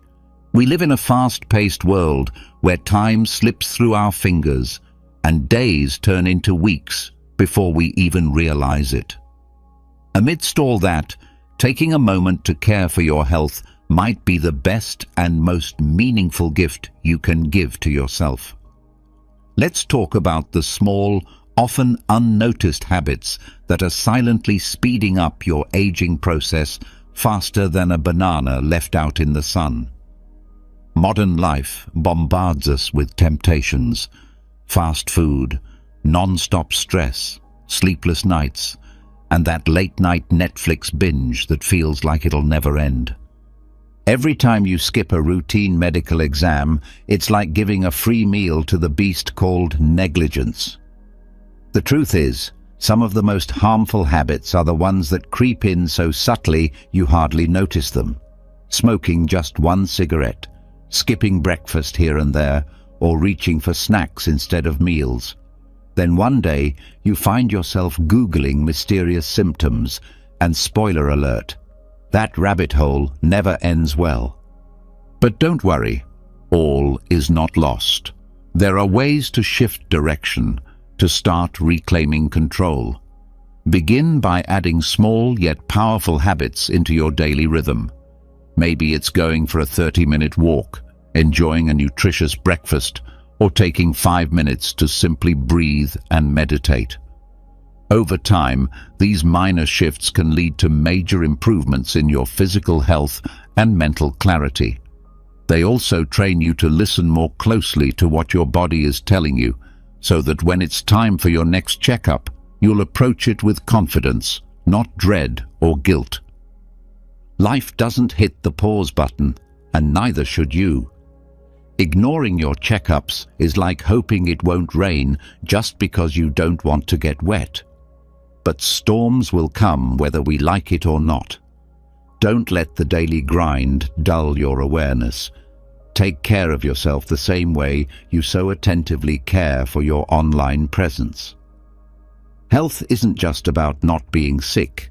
It's a full-spectrum sense of wellness, and sometimes the best way to measure it is through those regular appointments with your doctor. So, next time you're tempted to skip that follow-up or ignore that reminder call, remember what the Stoics taught us. True wisdom lies in foreseeing what may come and preparing for it in advance. Nelson Mandela once said that health is the first step toward achieving success, and he couldn't have been more right. So don't neglect that essential part of your journey. Make sure to check in on your health from time to time. If you've made it this far, I want to hear from you. Drop a comment that says, "Health is the most precious asset." I'd love to hear your positive stories and how staying on top of your health has changed your life.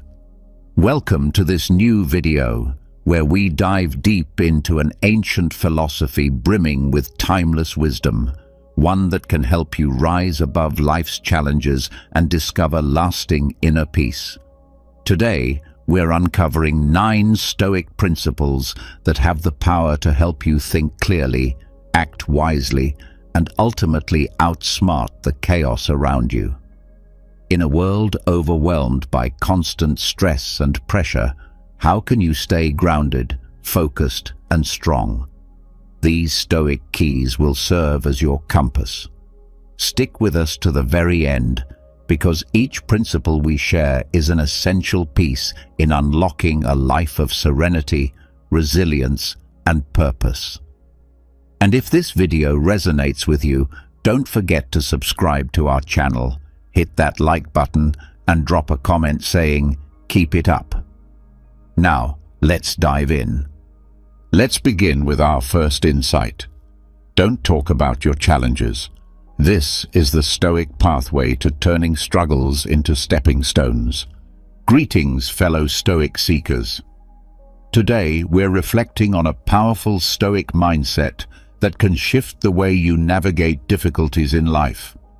The principle is simple but profound. Don't talk about your challenges. At first glance, you might think, but isn't it good to vent sometimes? Don't I need to express my emotions to heal? And while there's value in healthy expression, the Stoics offer another perspective, one that revolves around resilience, self-mastery, and focusing on what's within our control. To the Stoics, challenges were inevitable. Life would always present trials, whether it's minor irritations or life-altering hardships. What truly mattered, they taught, was how we responded. Rather than fixating on our problems or giving them more power through constant talk, we are better served by responding with calm resolve and purposeful action. Marcus Aurelius, the philosopher king, once wrote, "The impediment to action advances action.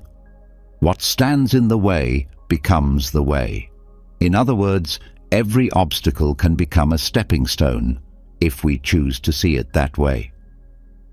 This leads us to the idea of strength in silence. What does this look like in real life? It means resisting the urge to dwell on or constantly verbalize our problems. Instead, we focus on the solutions. We build inner fortitude. Think of a challenging work project. Talking about how hard it is won't make it any easier. It might even increase your sense of overwhelm. But if you quietly break it down into smaller, manageable steps, set clear goals, and move forward with steady action, you not only make real progress, but also build grit and confidence along the way. Perspective, another Stoic pillar, also plays a vital role. When we're immersed in difficulty, it's easy to lose our sense of proportion. But if we pause and take a step back, often we can reframe our situation or recognize that things aren't as dire as they seem. Stuck in traffic and feeling tense? Instead of complaining, try using that time to listen to something uplifting. Practice a few moments of mindfulness, or simply enjoy a moment of stillness. You might arrive at your destination feeling more grounded and centered, even if the journey wasn't ideal. So here's your Stoic challenge. The next time you face adversity, try a different path. Resist the instinct to vent or complain. Breathe deeply. Focus on your sphere of control and take decisive action. Cultivate that quiet strength that speaks louder than words. True power isn't found in the absence of struggle. It's found in your ability to meet that struggle with courage, self-command, and unwavering composure. Embrace this mindset, and not only will you face challenges more effectively, but you'll also deepen your sense of peace and resilience from within. Now, let's explore our second lesson. Don't reveal your secrets. This is the Stoic art of discretion. Welcome back, fellow seekers of wisdom.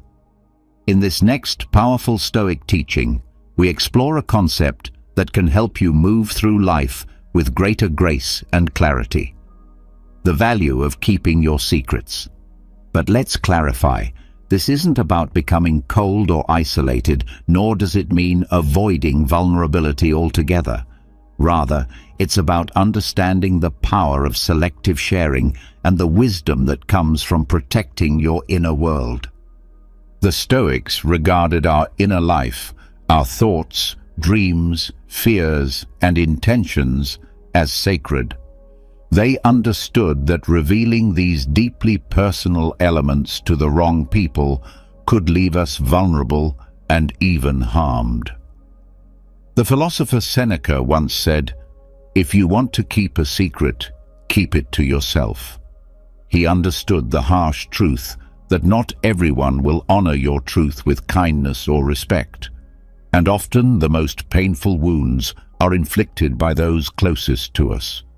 Think of your secrets as a precious gem, something beautiful and rare that deserves careful guardianship. By protecting what's most intimate to you, you build an inner sanctuary, a safe place within where you can think, feel, and be without fear of judgment or betrayal. This doesn't mean closing yourself off completely, but it does mean being intentional about who you trust with your most vulnerable thoughts. It's about fostering relationships built on true trust and mutual respect. There's also a deeper discipline at play here: the development of self-control. In a culture that rewards oversharing and instant exposure, learning to hold things back, to stay quiet until the right moment, is a profound strength. Imagine you're working on a personal project that excites you. Sharing your idea too soon might invite premature criticism, jealousy, or distractions. But by keeping your plans close until they're ready to be revealed, you preserve your clarity, energy, and creative momentum. So here's your Stoic challenge. Practice the art of discretion. Be thoughtful about what you share, when you share it, and with whom. Protect your inner landscape. Exercise your ability to wait, to hold, and to decide wisely. This isn't about being secretive. It's about honoring your own boundaries, valuing your own emotional space, and knowing who's truly earned the right to hear your heart. Master this, and you'll not only protect yourself from needless harm, you'll also gain a powerful sense of self-trust, peace, and personal sovereignty. Let's move forward to Lesson 3. Don't talk about your achievements. Embrace the quiet power of humility. Greetings once again, seekers of Stoic strength.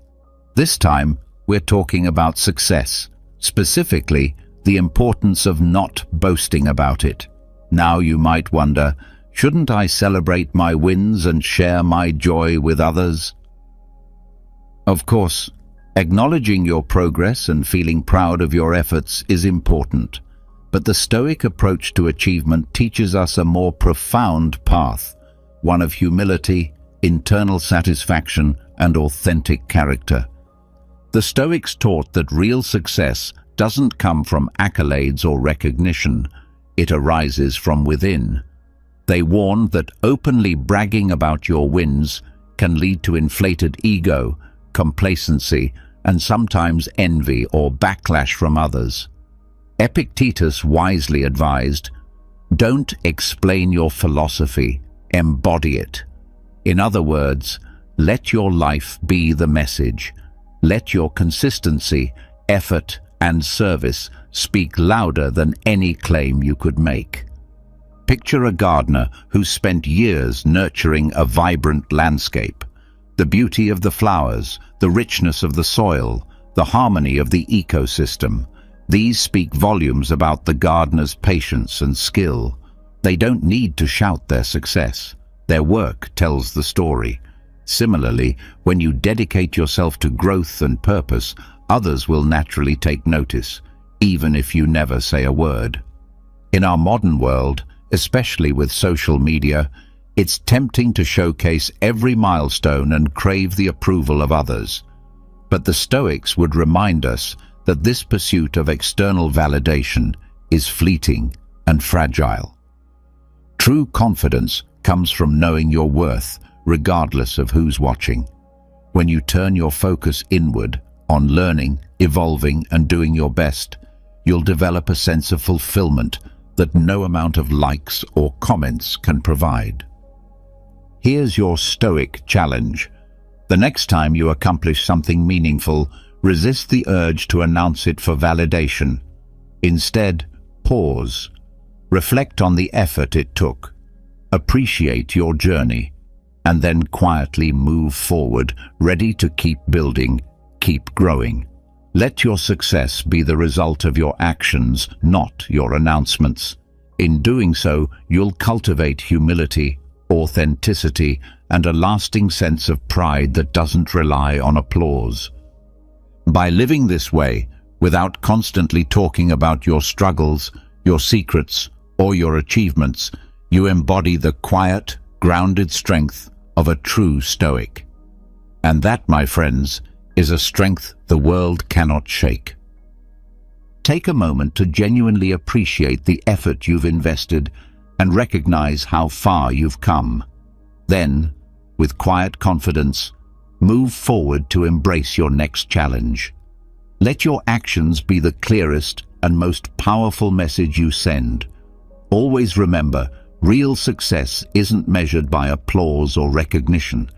It lies in living a life rooted in purpose, honesty, and a constant desire to grow. When you embrace the Stoic value of humility, you don't just find deeper fulfillment, you also become a source of inspiration for others through your quiet resilience and steadfast commitment. Lesson 4. The strength in strategic silence. Why your next move should stay a mystery. Hey there, fellow Stoic in the making. Today, we're stepping into the world of strategy, patience, and the power of subtlety. We're exploring the Stoic idea of keeping your next move to yourself. Think of it like being a grandmaster in chess. You're making calculated moves without revealing your hand, while others are left guessing what you'll do next. Now, you might be wondering, but shouldn't I talk about my plans and dreams with people? Won't that help me stay on track and gather support? That's a valid thought. And yes, there are moments when sharing can be useful, but the Stoics emphasize that sometimes silence is the most powerful move. Keeping your plans close protects them and you. The Stoic view on planning for the future. The Stoics constantly reminded themselves to concentrate only on what they could control and to let go of what they couldn't. They recognized the unpredictable nature of the future and the potential pitfalls of speaking too soon about one's ambitions. Epictetus offered timeless advice when he said, "First, say to yourself what you would be, and then do what you have to do." Their philosophy leaned heavily on action rather than empty promises. Instead of talking about what you're going to do, just go out and do it. Why holding back can be powerful. There are solid reasons why the Stoics recommended keeping your future moves private. One reason is it helps you stay focused. When you tell others what you're planning, their reactions, whether supportive, doubtful, or overly inquisitive, can throw you off balance and shift your focus. By keeping your intentions private, you stay sharply aligned with your purpose. Another reason is to avoid what's known as premature gratification. Talking about your goals can sometimes trick your mind into feeling like you've already accomplished something. This false sense of achievement can lead to complacency and reduced drive. Staying quiet helps you remain hungry for real progress. And then there's the value of developing independence.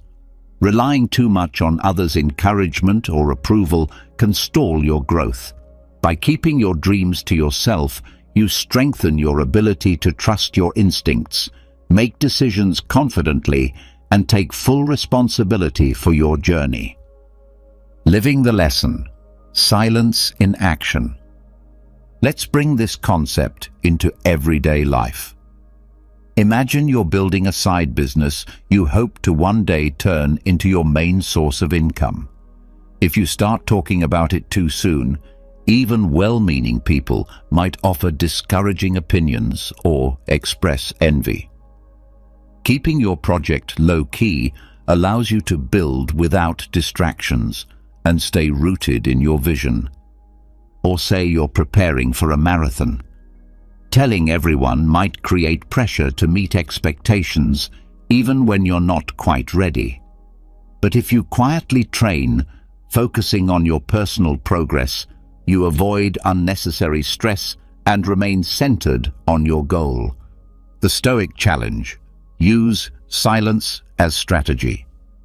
Here's your challenge. Next time you feel tempted to share your dreams or plans, pause. Consider the Stoic approach. Ask yourself, will speaking about this help me move forward, or will it just invite distraction?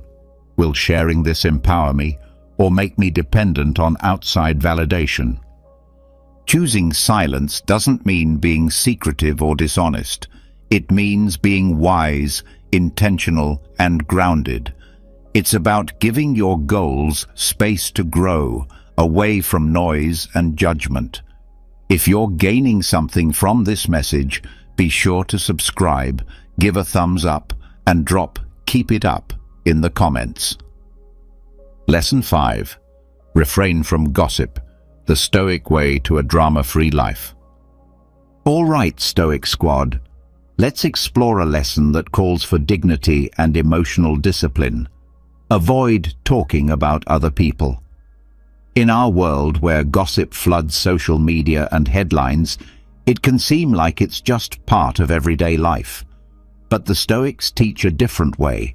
They believed real wisdom and peace come not from scrutinizing others, but from refining our own character and choices. The Stoic perspective on gossip.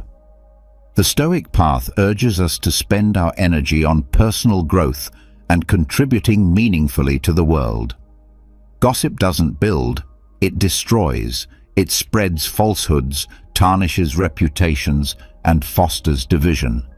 As the great Stoic emperor Marcus Aurelius put it, waste no more time arguing about what a good man should be one. Stoics focused on living with honor, not on pointing out others' flaws. Focus inward instead of outward. Think about it. Every moment you spend speaking about someone else's behavior is a moment you're not using to improve your own life. It's like getting caught up in someone else's drama instead of living your own extraordinary story. Redirect that attention inward. Work on your thoughts, your habits, your purpose.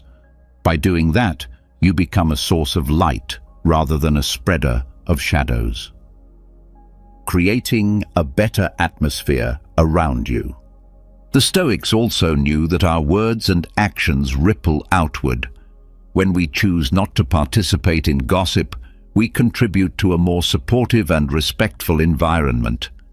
Picture a workplace or community where everyone is focused on their own goals and building each other up instead of tearing each other down. That kind of space breeds growth, joy, and productivity. The Stoic challenge: be above the drama. Next time you're tempted to join in on gossip or negative talk, pause, step back, choose the higher path, commit to your own evolution, practice empathy, be someone who elevates rather than criticizes. True strength doesn't come from dragging others down, it comes from rising above and showing the way. When you focus on your own journey and resist the pull of negativity, you not only cultivate peace for yourself, but also inspire others to do the same. Lesson 6. Keep your good deeds quiet. The humble power of silent kindness. Hey there, Stoic seekers. Let's unpack a powerful idea for today. Resist the urge to talk about your good deeds. You might be thinking, but if I share my good actions, can't that encourage others? Or, isn't it okay to feel proud when I help someone? And yes, there's merit in those thoughts. But the Stoics offer a deeper lens, one that values humility, inner drive, and authentic virtue. What the Stoics teach about doing good. The Stoics believed that true virtue means doing the right thing simply because it's right, not for praise or recognition. They warned that bragging about good actions can turn into arrogance and diminish the value of the deed itself. Seneca captured this perfectly when he said, "The reward for a good deed is to have done it." The very act of doing good is its own reward. You don't need a pat on the back to validate it. The quiet beauty of kindness without words. Think of a serene stream winding through a forest, silently nourishing every living thing it touches.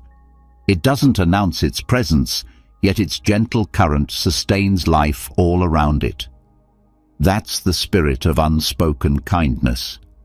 When you act out of compassion without expecting recognition, your actions speak louder than any declaration ever could. People will see the goodness in you, not because you told them, but because they felt it. Beware the trap of chasing applause. In today's digital age, it's so easy to seek validation. We post about our generosity, our volunteer work, or our moments of kindness, hoping for likes and approval. But the Stoics remind us that virtue should be rooted in internal values, not external praise. When you focus on doing good purely for its own sake, you develop a deeper sense of compassion and humility. The reward becomes the act itself, not the attention it brings. The Stoic challenge: let your goodness speak through actions. Here's your challenge. The next time you do something meaningful for someone, resist the urge to tell the world. Instead, cherish that quiet joy that comes from knowing you made a difference. Let your actions become your message, your unspoken offering to a better world. Remember, real virtue doesn't seek the spotlight. It thrives in silence, integrity, and heartfelt service. When you embrace this Stoic view of humility, you don't just touch lives, you also discover a deeper, richer sense of inner peace and purpose. Lesson 7. The Stoic Shield. Guarding your weaknesses, building inner strength. Greetings, Stoic warriors. Lesson 7 explores a powerful principle in the pursuit of self-preservation and personal growth: the importance of not revealing your weaknesses. While modern society often encourages openness and emotional vulnerability, the Stoics offer a contrasting perspective rooted in strategic silence, deep self-awareness, and inner resilience. They understood that while recognizing our flaws is essential for growth, openly disclosing our vulnerabilities can make us targets for manipulation or unintended harm. Seneca, one of the great Stoic philosophers, once said that a person who reveals their weaknesses is like a city without defensive walls, unprotected and exposed. To understand this better, it's helpful to distinguish between flaws and weaknesses. Flaws are imperfections in our character, mistakes bad habits, or tendencies that we can acknowledge and improve upon. Identifying our flaws is vital for self-betterment. Weaknesses, on the other hand, are the tender spots in our psyche, our emotional triggers and vulnerabilities. These are the areas others might exploit, whether knowingly or not, leading us to act impulsively or emotionally.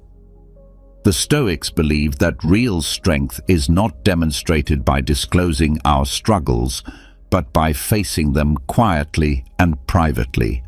By keeping our weaknesses to ourselves, we preserve our integrity and shield ourselves from potential exploitation.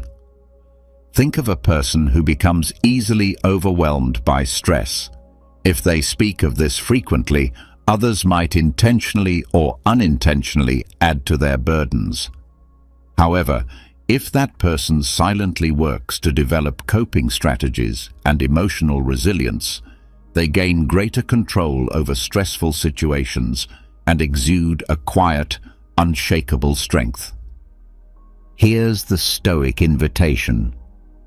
Rather than focusing on your weaknesses or discussing them openly, use your energy to transform them. Allow silence to become your tool for growth. Reflect inwardly, recognize your vulnerabilities, and develop ways to fortify those areas. Let your progress be evident not through words, but through your strength of action.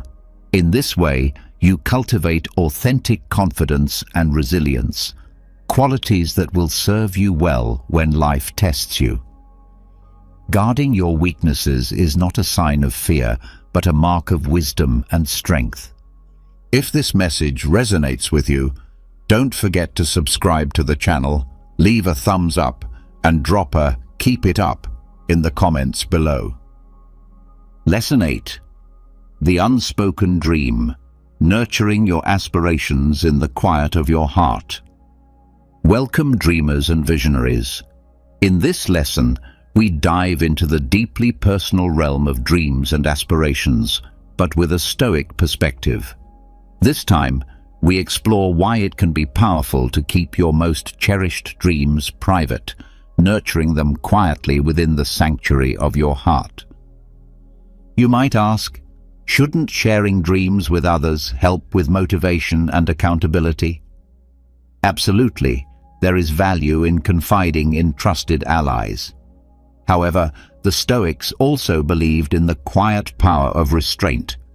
They taught that dreams grow best in silence, sheltered from premature exposure and the turbulence of external opinion.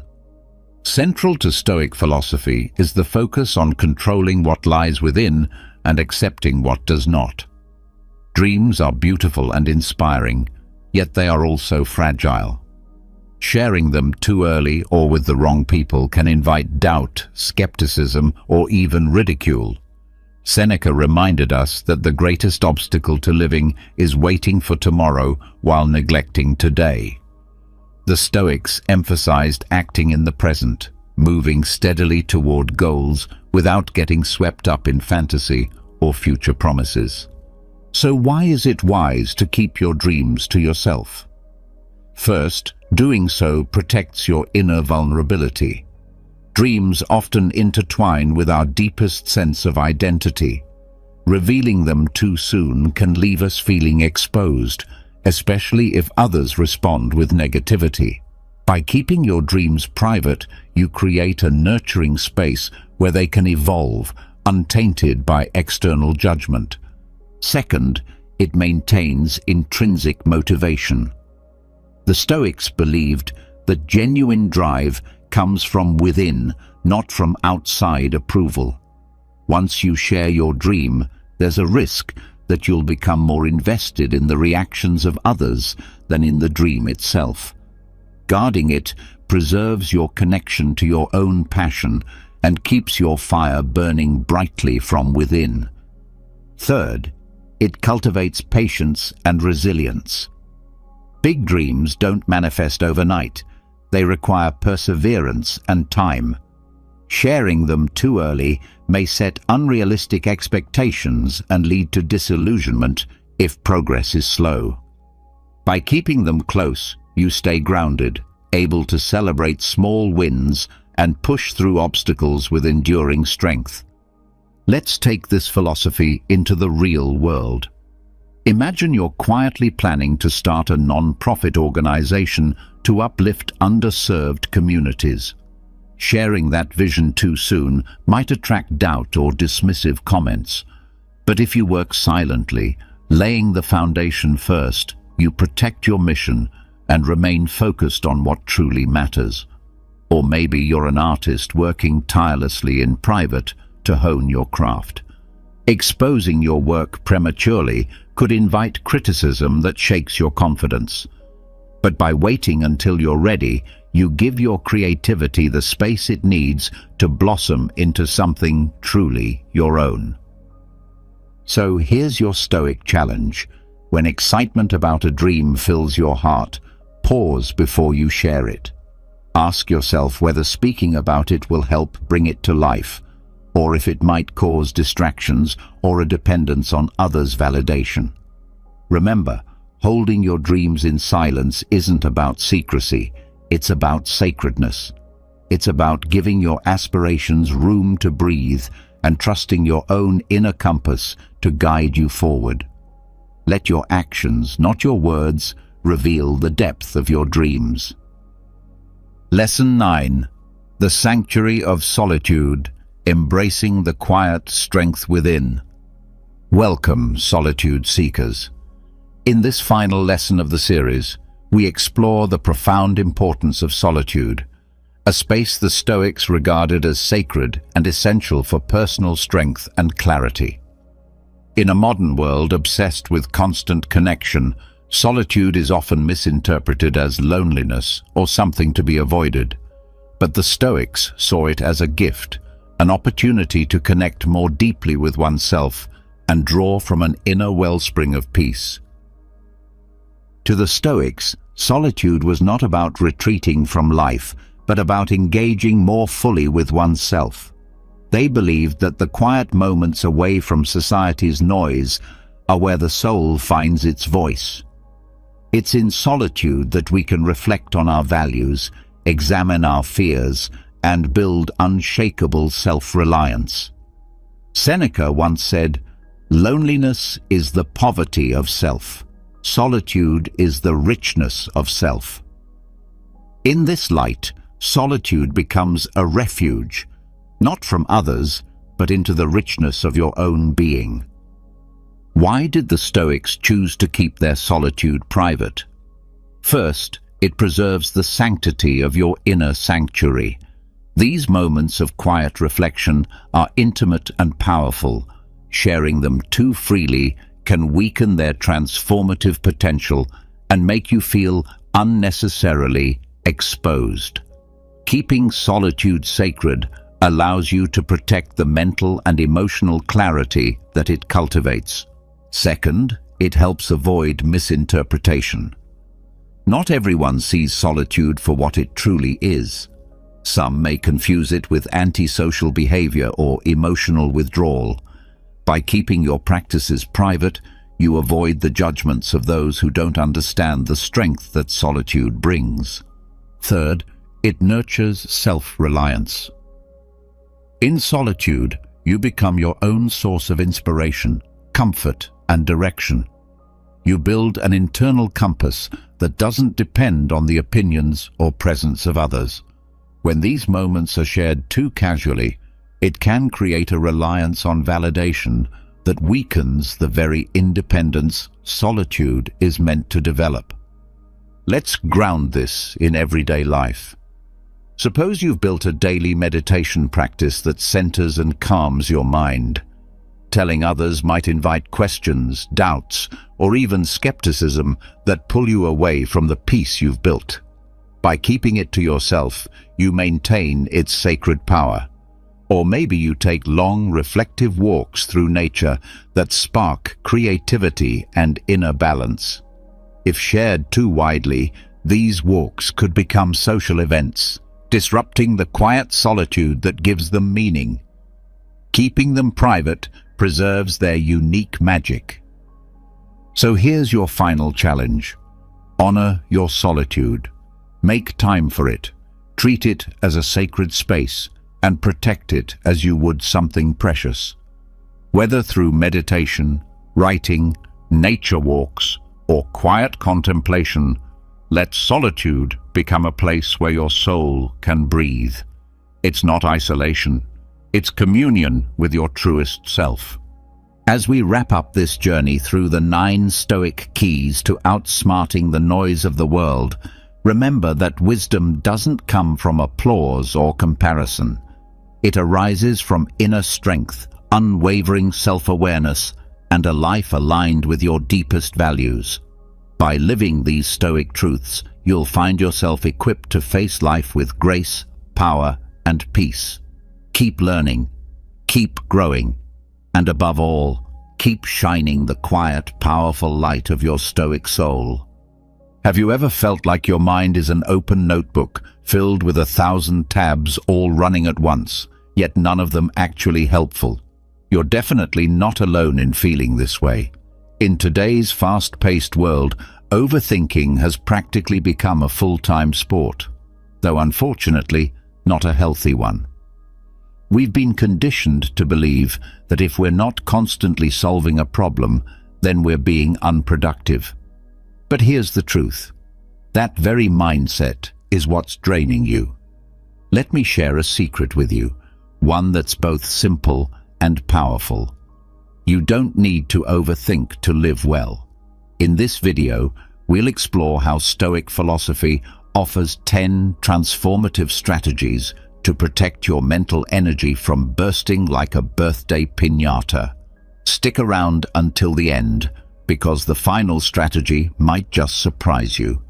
It's based on a truth we often overlook. Less really is more. And once you start detoxifying your mind from the clutter of useless thoughts, you'll gain something incredibly valuable: inner peace. So if you're ready to stop being a captive to your own thoughts, come along on this journey of clarity. And yes, letting go is the first step. But before we dive into the strategies, let me tell you a story that will help you fully grasp the wisdom behind this message. There was once a young traveler named Lucas who set off on a long journey in search of wisdom. After walking many roads and meeting all kinds of people, he finally arrived at a secluded monastery nestled high in the mountains. There, he met an elderly teacher known for his unshakable calm and mental clarity. Lucas, exhausted and burdened by a whirlwind of thoughts, knelt before the teacher and asked for help. "Master, I can't quiet my mind," he said. "My thoughts overwhelm me. I can't rest or enjoy the moment.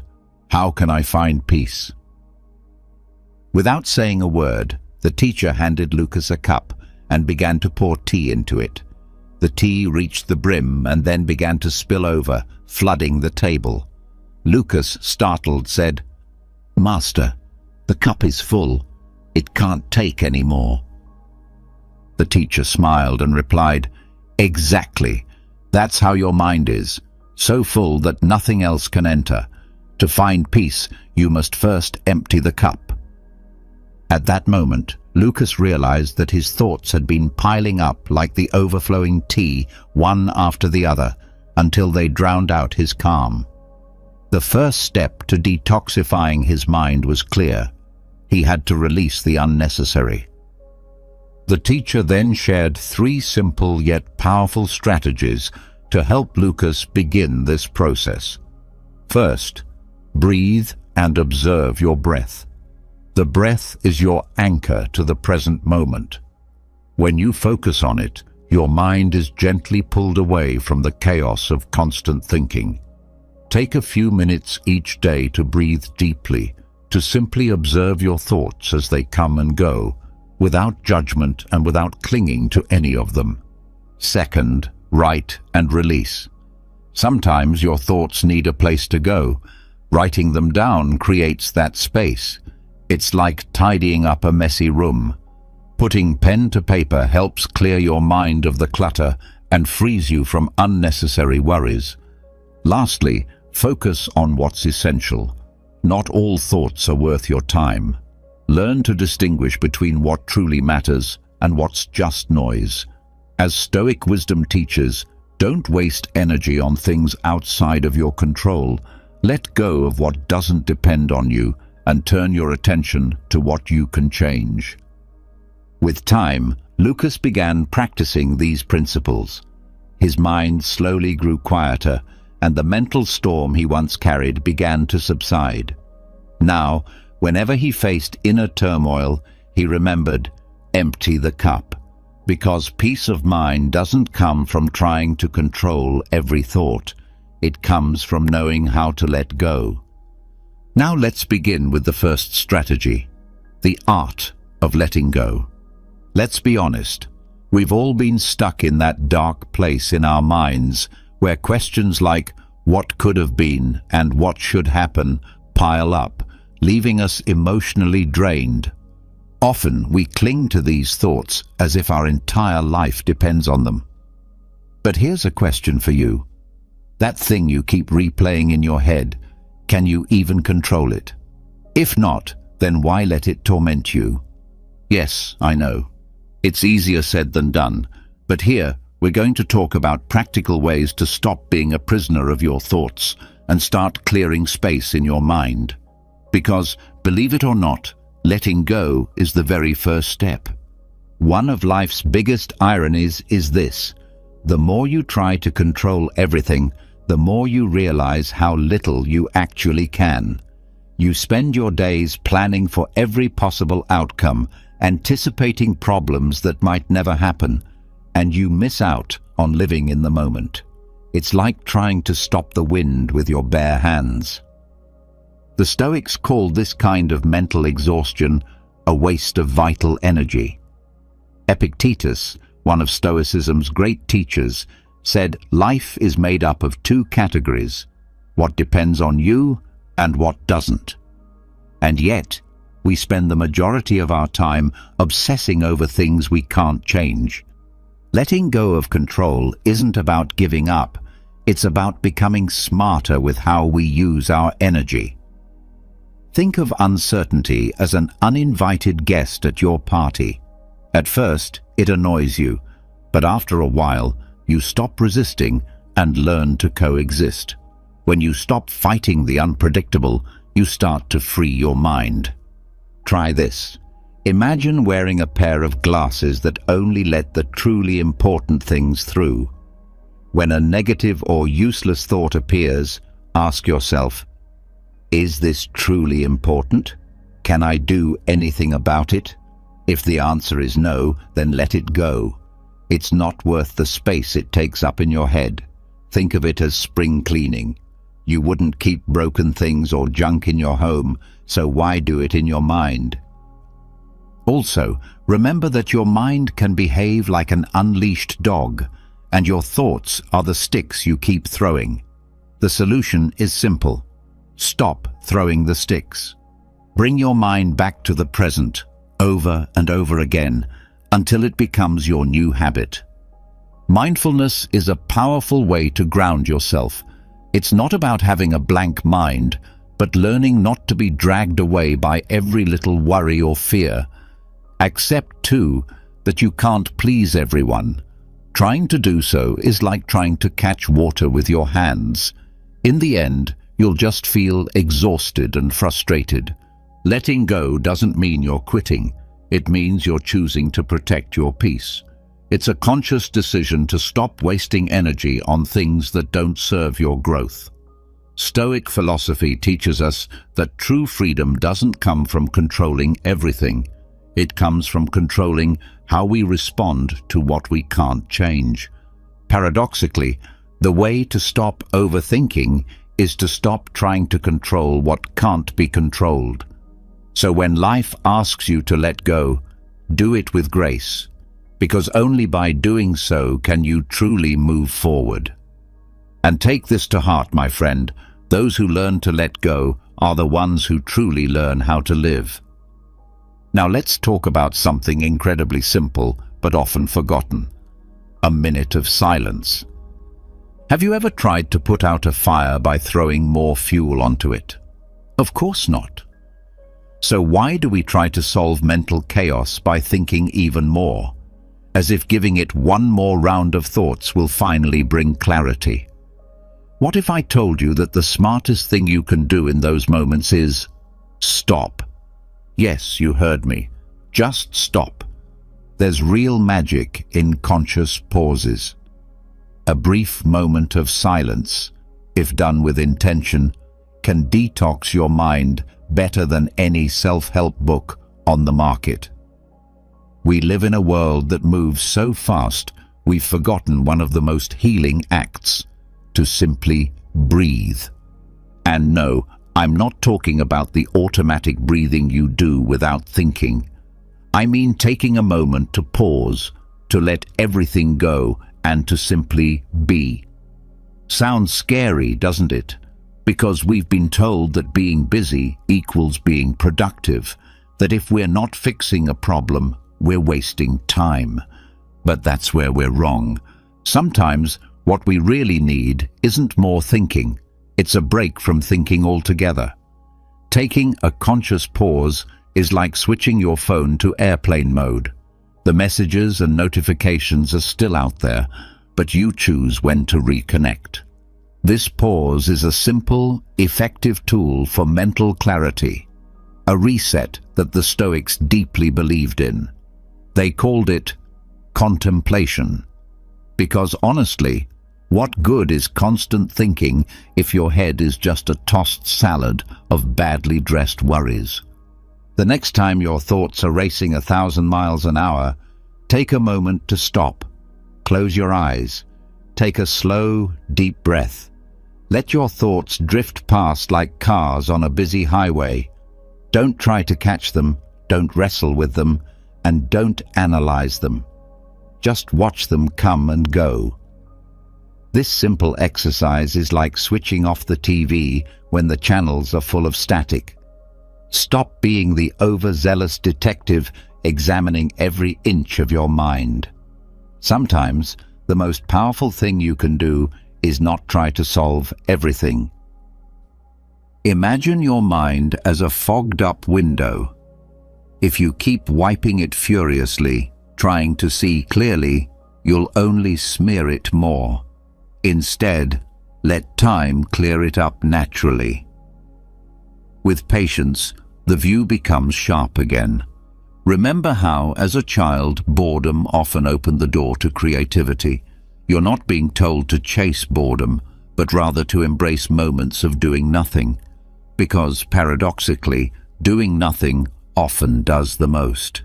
Stillness is where your greatest ideas begin to breathe. Set aside just 5 minutes each day to sit in total silence. No phone, no music, no distractions, just you and the quiet.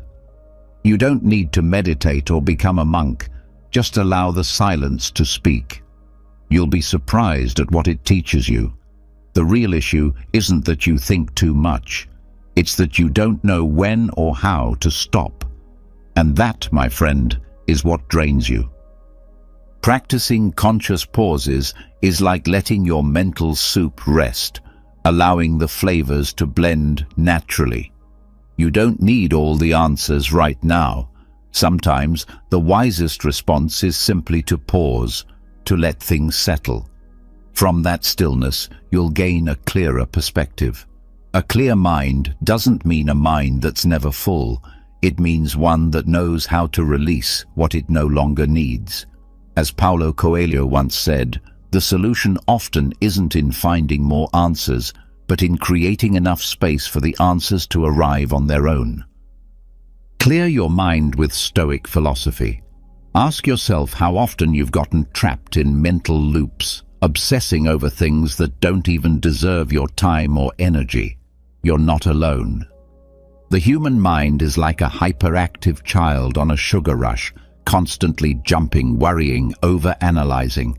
But the Stoics, those wise old souls with calm eyes and flowing robes, held the secret to quieting the noise and redirecting focus to what truly matters. They taught that thinking less doesn't mean being shallow. It means knowing how to sort out what's worth your attention and what isn't. Why not train your mind the way you'd train your body? Stop overthinking everything. Learn to live lighter. One way to do this is to adopt what you might call a mental remote control. Just like you'd switch channels when something boring or distressing is on TV, do the same with your thoughts. When you're stuck in worry and mental reruns, change the channel in your mind. Another Stoic method is what they called negative visualization. Ask yourself, what's the worst that could happen? Imagine it, really see it, and then let it go. It's like preparing for a storm. You carry your umbrella just in case, but you don't spend all day staring at the sky. You get on with your life. Also, learn to simplify. Not every problem needs a deep investigation. Not every moment needs a solution. Your mind is like a suitcase. If you stuff it with things you don't need, every step becomes heavier. Choose only what truly matters. Let go of the mental baggage that serves no purpose, and practice silence. Not the kind where you simply stop talking, but the kind where you stop overthinking. Just be. Don't ask why you feel a certain way or what you should do about it. Just sit with whatever is present in that moment. The Stoics spoke about living in harmony with nature, and that includes accepting reality as it is, without piling on extra thoughts that only make things more complicated. At the end of the day, peace of mind is not about having an empty head, but about thinking with intention, less noise, more clarity. Living more isn't about packing your days with activities, it's about reducing the internal chatter. Train your mind to focus on what matters. That's where true freedom lies. Start by thinking less, but thinking better.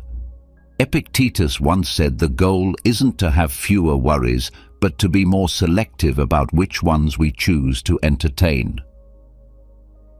Every day, life can feel like an all-you-can-eat buffet of decisions.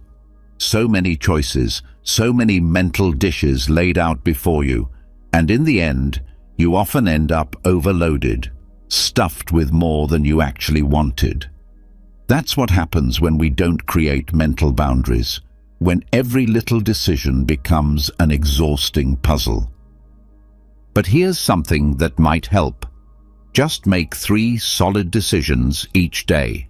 That's all. Fewer choices, less stress, more clarity. It may sound too simple to be true, but this is Stoic wisdom in action.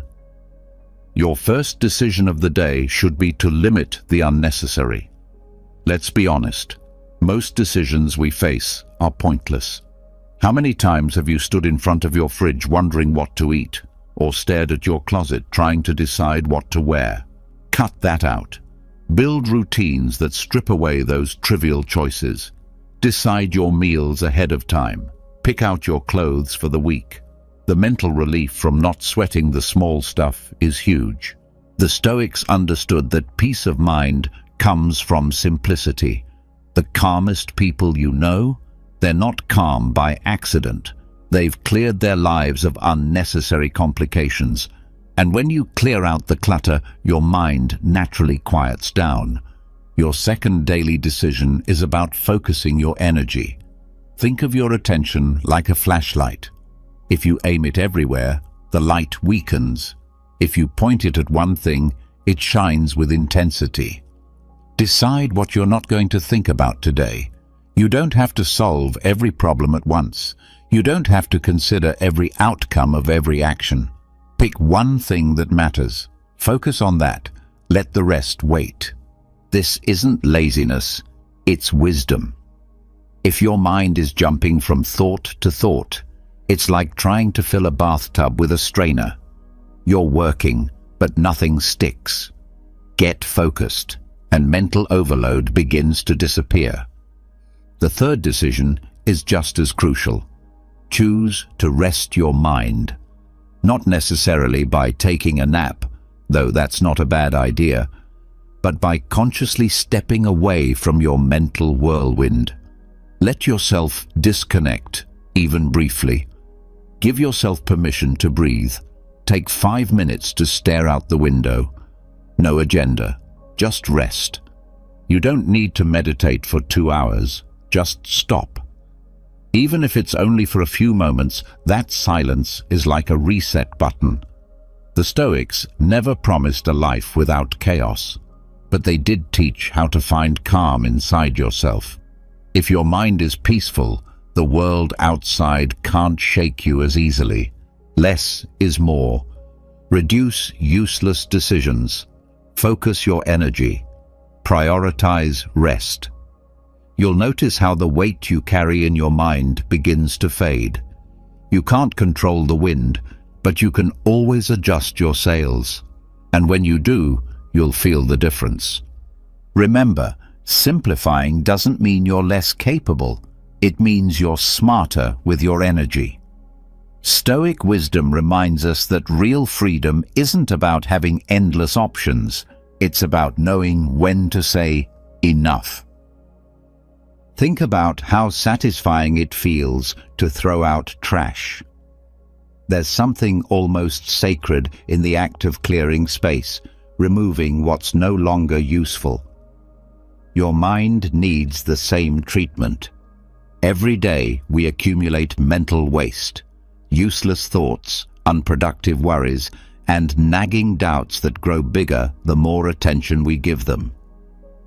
But just like you wouldn't let your home fill up with garbage, you shouldn't allow your mind to do the same. The problem is that mental clutter is sneaky. It builds up quietly, like a virus running in the background, draining your peace, your concentration, and your energy. We take in so much: news, opinions, other people's problems, and without realizing it, our minds become emotional landfills.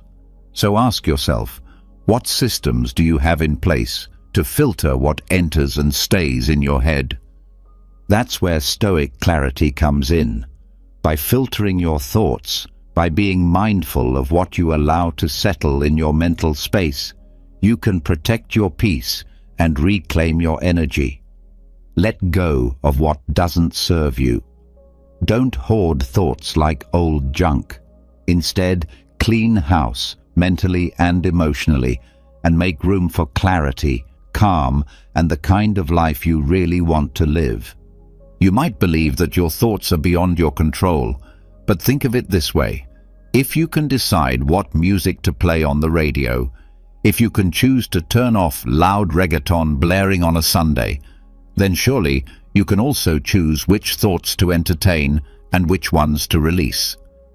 It starts by locating the mental junkyard in your mind.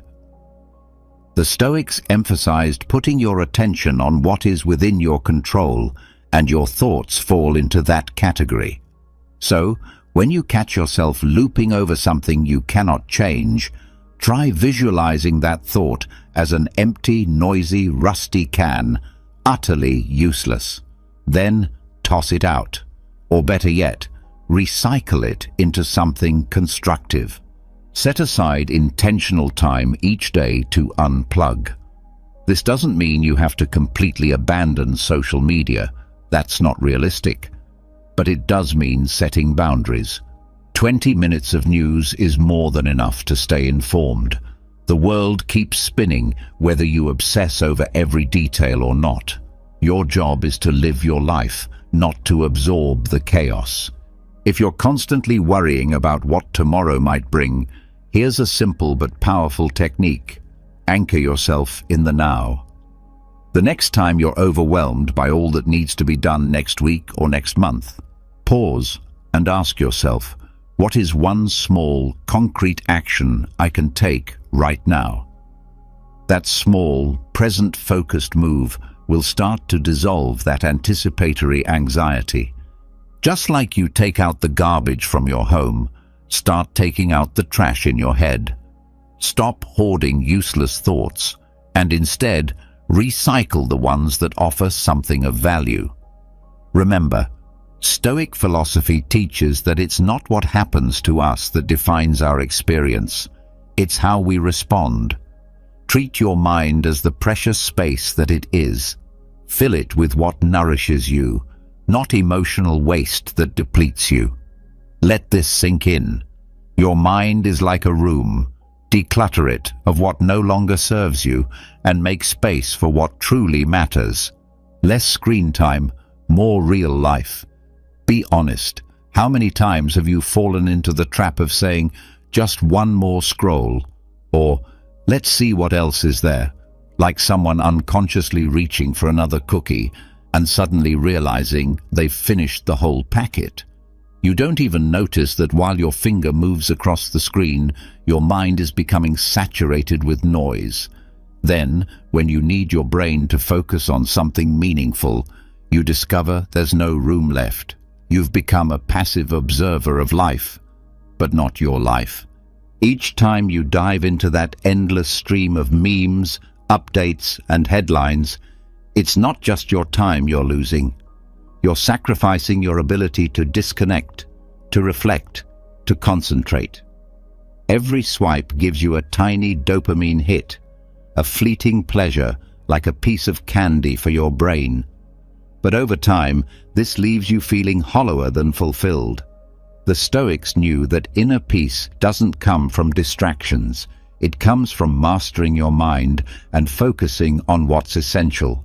But today's world seems designed to push you in the opposite direction. It wants you to flee from silence, to fill every moment with stimulation. What you might not realize is that this constant overload is what leaves you feeling so tired. Think about your routine. You wake up and immediately check your notifications. You eat while glued to a screen. At night, the last thing you look at before sleeping is your phone. Isn't it absurd that a device dictates every moment of your day? It's like being tethered to a machine that drains you more than it entertains or relaxes you. But what if I told you that you could start freeing yourself from this digital trap with small, intentional actions? You don't need to move to the mountains or permanently power off your phone, though that might sound tempting. Just start by taking short, conscious breaks throughout your day. Create little islands of calm by setting the phone aside, even if only for a few minutes. These pauses are like a reset button, returning your mind to its natural, grounded state, like a digital breath of fresh air. You can also set time limits for your social media use, like someone deciding in advance how many cookies to eat. It's easy to lose track of time online, but once you put boundaries in place, you'll begin to realize how much mental space you can reclaim. The Stoics valued moderation in all things, including technology. And please, don't fear silence. What terrifies us isn't the absence of noise, but the confrontation with ourselves, with the thoughts we've buried under the avalanche of distractions. Yet silence is exactly what your mind needs in order to heal and detox. Allow yourself to sit with your thoughts. Let them move through you. You'll begin to see everything with more clarity. And hey, here's a radical idea. Go for a walk without your phone. Really, no photos, no messages, just you and the world. It's more liberating than you might imagine. You don't need to document every moment. Just be in it. Suddenly the world feels wider, more real. It's a small rebellion against digital dependence and a powerful way to reconnect with yourself. The digital world was designed to grab your attention, but that doesn't mean you have to surrender your life to a screen. You hold the power to unplug, to find stillness in the chaos. As the Stoics would put it, true freedom isn't about turning off your phone.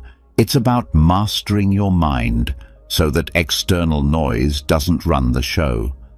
Listen closely. True rest isn't found by shutting down a screen, but by switching on your ability to live fully in the present. Take a breath and reset. Have you noticed how, in the middle of a whirlwind of thoughts, the first thing we forget to do is breathe? You might find yourself spinning in the same mental loops, lost in your usual worries, or juggling 100 thoughts at once. Yet the idea of simply stopping to breathe never crosses your mind. It's as if our brains are wired to overwhelm us, like modern Stoics facing the storm without the calm they once practiced. Breathing might seem too simple, too basic to be useful. Like, how could something so easy help you detox from something as complicated as mental exhaustion? But here's the truth. It's exactly what you need. Think of your mind like a computer that's been overworked. What do you do when it freezes? You shut it down and reboot. The same logic applies to your brain.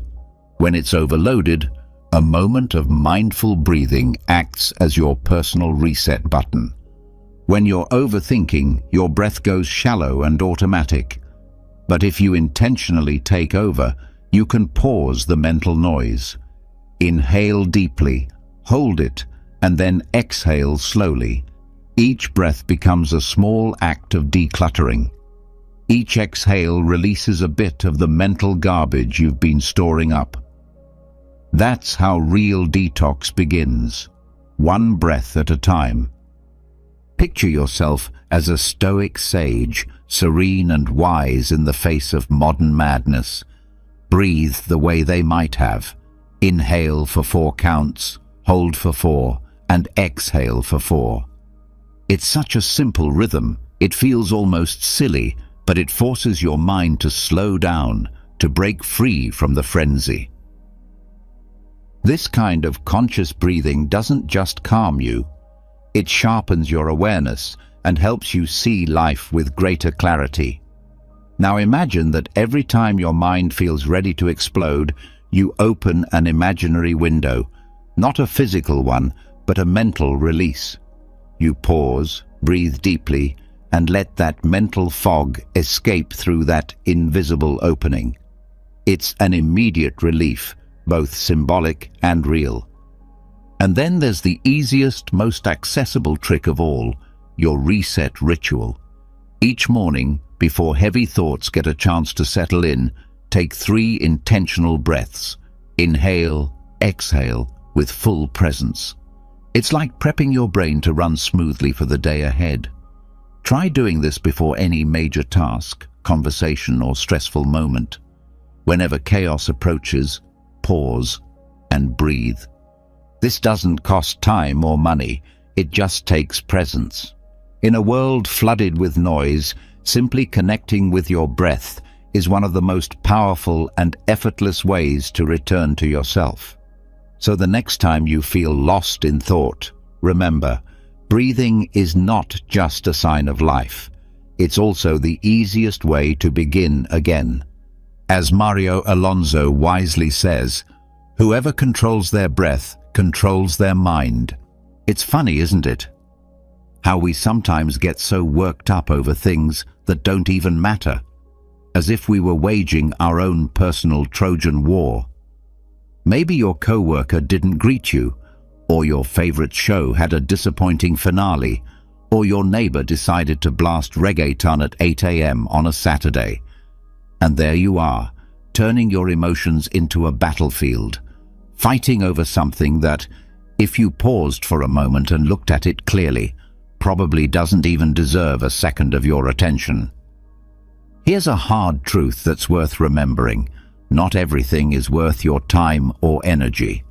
Picture your energy as a glass of water. Every drop represents your mental and emotional strength. Now ask yourself, would you rather pour those drops into watering a flourishing garden, or waste them trying to put out fires that were never yours to begin with? Choosing your battles is a constant exercise in setting priorities. If you spend your strength fighting every little conflict, you'll eventually be drained when it's time to face the ones that truly matter. It's like trying to juggle 10 balls at once. Sooner or later, one will drop. Stoic philosophy has always been clear on this point. While you can't control what happens around you, you absolutely can control how you respond. So, why not bring this into your daily life? It's easy to fall into the trap of wanting to resolve everything, as though you're the main character in a self-improvement drama. But here's the reality. You don't need to respond to every challenge. Some things are simply not worth engaging in. Ask yourself this simple yet powerful question. Is this situation going to matter to me in a week, a month, or a year? If the answer is no, you already know what to do. Let it go. Release it, just like you would let go of a balloon that no longer serves a purpose in your life. The more you practice this, the better you'll get at recognizing what's truly worth your time and what's just mental clutter. Reducing the number of unnecessary battles you fight isn't weakness. It's a method of mental detox. Because the less energy you waste on the trivial, the more you'll have for the meaningful. Imagine your mind as a closet that's overstuffed with junk. The only way to make room for thoughts that truly matter is by clearing out the old, useless worries. Sometimes, real strength comes from not stepping into conflict at all. Not every issue requires an epic response or sleepless nights. The wise, the Stoics included, understood the importance of discerning which problems deserve attention. When you stop reacting to things that don't hold real significance, you'll be amazed at how much peace begins to surface in your life. Life isn't just a series of endless battles. It's about learning to choose which ones are actually worth your effort. As Seneca wisely said, knowing when not to act is one of the greatest signs of wisdom. And here's something else to consider. Do less to achieve more. We live in a world that glorifies being constantly busy. Multitasking is hailed as a superpower, but what if I told you that this belief is actually a myth? That's right. Doing many things at once doesn't make you more productive. It makes you more distracted. Think of a fly darting around, uncertain of where to land. That's what multitasking does to your mind. Sometimes the real key to being productive is doing less. We've been sold the lie that handling multiple tasks simultaneously is the hallmark of efficiency. But the truth? You end up doing everything poorly. It's like trying to cook, have a phone conversation, and watch your favorite show all at once. In the end, the food turns out bland, you miss half the show, and your friend doesn't even feel heard. Multitasking robs you of your most precious resource, your attention. The Stoics had already figured this out centuries ago. Focus is power. That's why Marcus Aurelius didn't write his meditations while playing a game of chess. Deep focus means pouring all your energy into one thing at a time. But to do that, you first have to detox your mind from the chaos of modern life. Begin by doing just one thing at a time. Sounds simple, right? But really think about it. How often do you have 20 browser tabs open just in case? Learning to focus on a single task not only boosts your productivity, it significantly lowers your stress levels. It's like listening to one song and savoring every note without being pulled away by distractions. That's how you should go through your day, task by task, fully present. Don't let your attention be hijacked by trivial matters. Also, look around you. Your environment matters. If your workspace is full of clutter, papers, old coffee cups, sticky notes, it's no wonder your mind feels overwhelmed. Mess in your physical space creates mess in your mental space. Clear it out. Give your brain room to breathe. This idea is at the heart of Stoic philosophy. simplicity and detachment from the superfluous. Even your digital space needs cleaning. Every notification is like a thief stealing a piece of your focus. If you really want to detox your mind, start by turning off those unnecessary alerts. Trust me, nothing is that urgent, and if it is, you'll find out soon enough.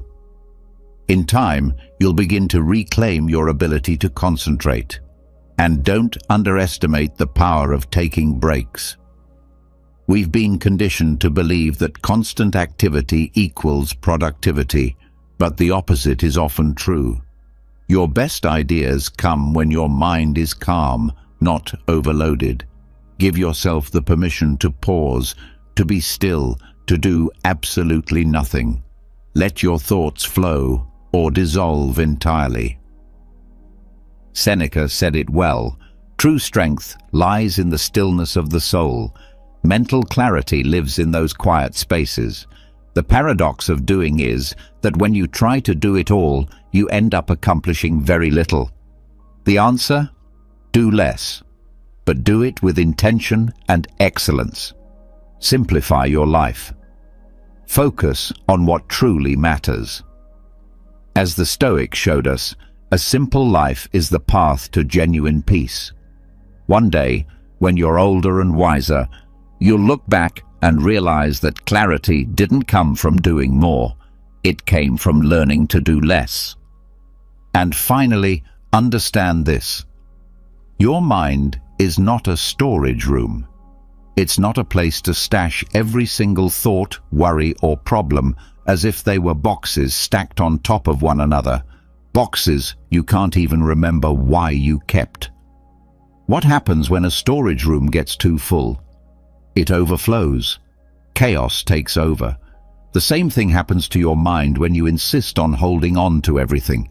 Each thought, each problem doesn't need to take up permanent residence in your head. Your mind is like a container, and every container needs to be emptied from time to time. Unfortunately, no one ever teaches us how to do that. So every night, you lay in bed with your mind buzzing, trying to recall if you sent that email, where you left your keys, or why someone didn't reply to your message fast enough. And so the mental accumulation continues, night after night. You become like a hamster running endlessly on a wheel of thoughts. But here's what matters. You need to learn how to empty that mental space before the day ends. No, it's not some kind of magic trick. The Stoics already had the answer. Not every thought deserves space in your mind. You can't control everything, but you can decide how you respond. That's where your power lies. Imagine making it a daily ritual. Right before bed, you do a little mental housekeeping. Just like sweeping the dusty corners of a room, you clear out the clutter from your head. One of the easiest ways to do this is through a technique called mind dumping. Grab a piece of paper or open your notes app and write down everything that's on your mind. Don't worry about making sense of it. Just let it all out, like emptying a shopping cart filled with random, unnecessary things. Another technique is visualization. Close your eyes and picture each thought as a cloud slowly floating across the sky. Don't hold on to them. Don't try to analyze. Just watch them pass by. Remember, not every cloud brings a storm. Not every thought needs to stay. True rest begins when your mind is at ease, not when the clock strikes a certain hour. Make mental decluttering a habit, and soon your brain will learn to release what it doesn't need. You are not a storage room. Your mind doesn't have to be cluttered like one. At the end of the day, all you really need is a clear mental space, one where peace can lie beside you instead of your worries. Like my grandfather used to say, what you don't let go of ends up weighing you down. What you don't clean out will eventually suffocate you. If you've made it this far, I invite you to write in the comments, "Not everything needs an answer." I'm eager to hear your own victories and experiences.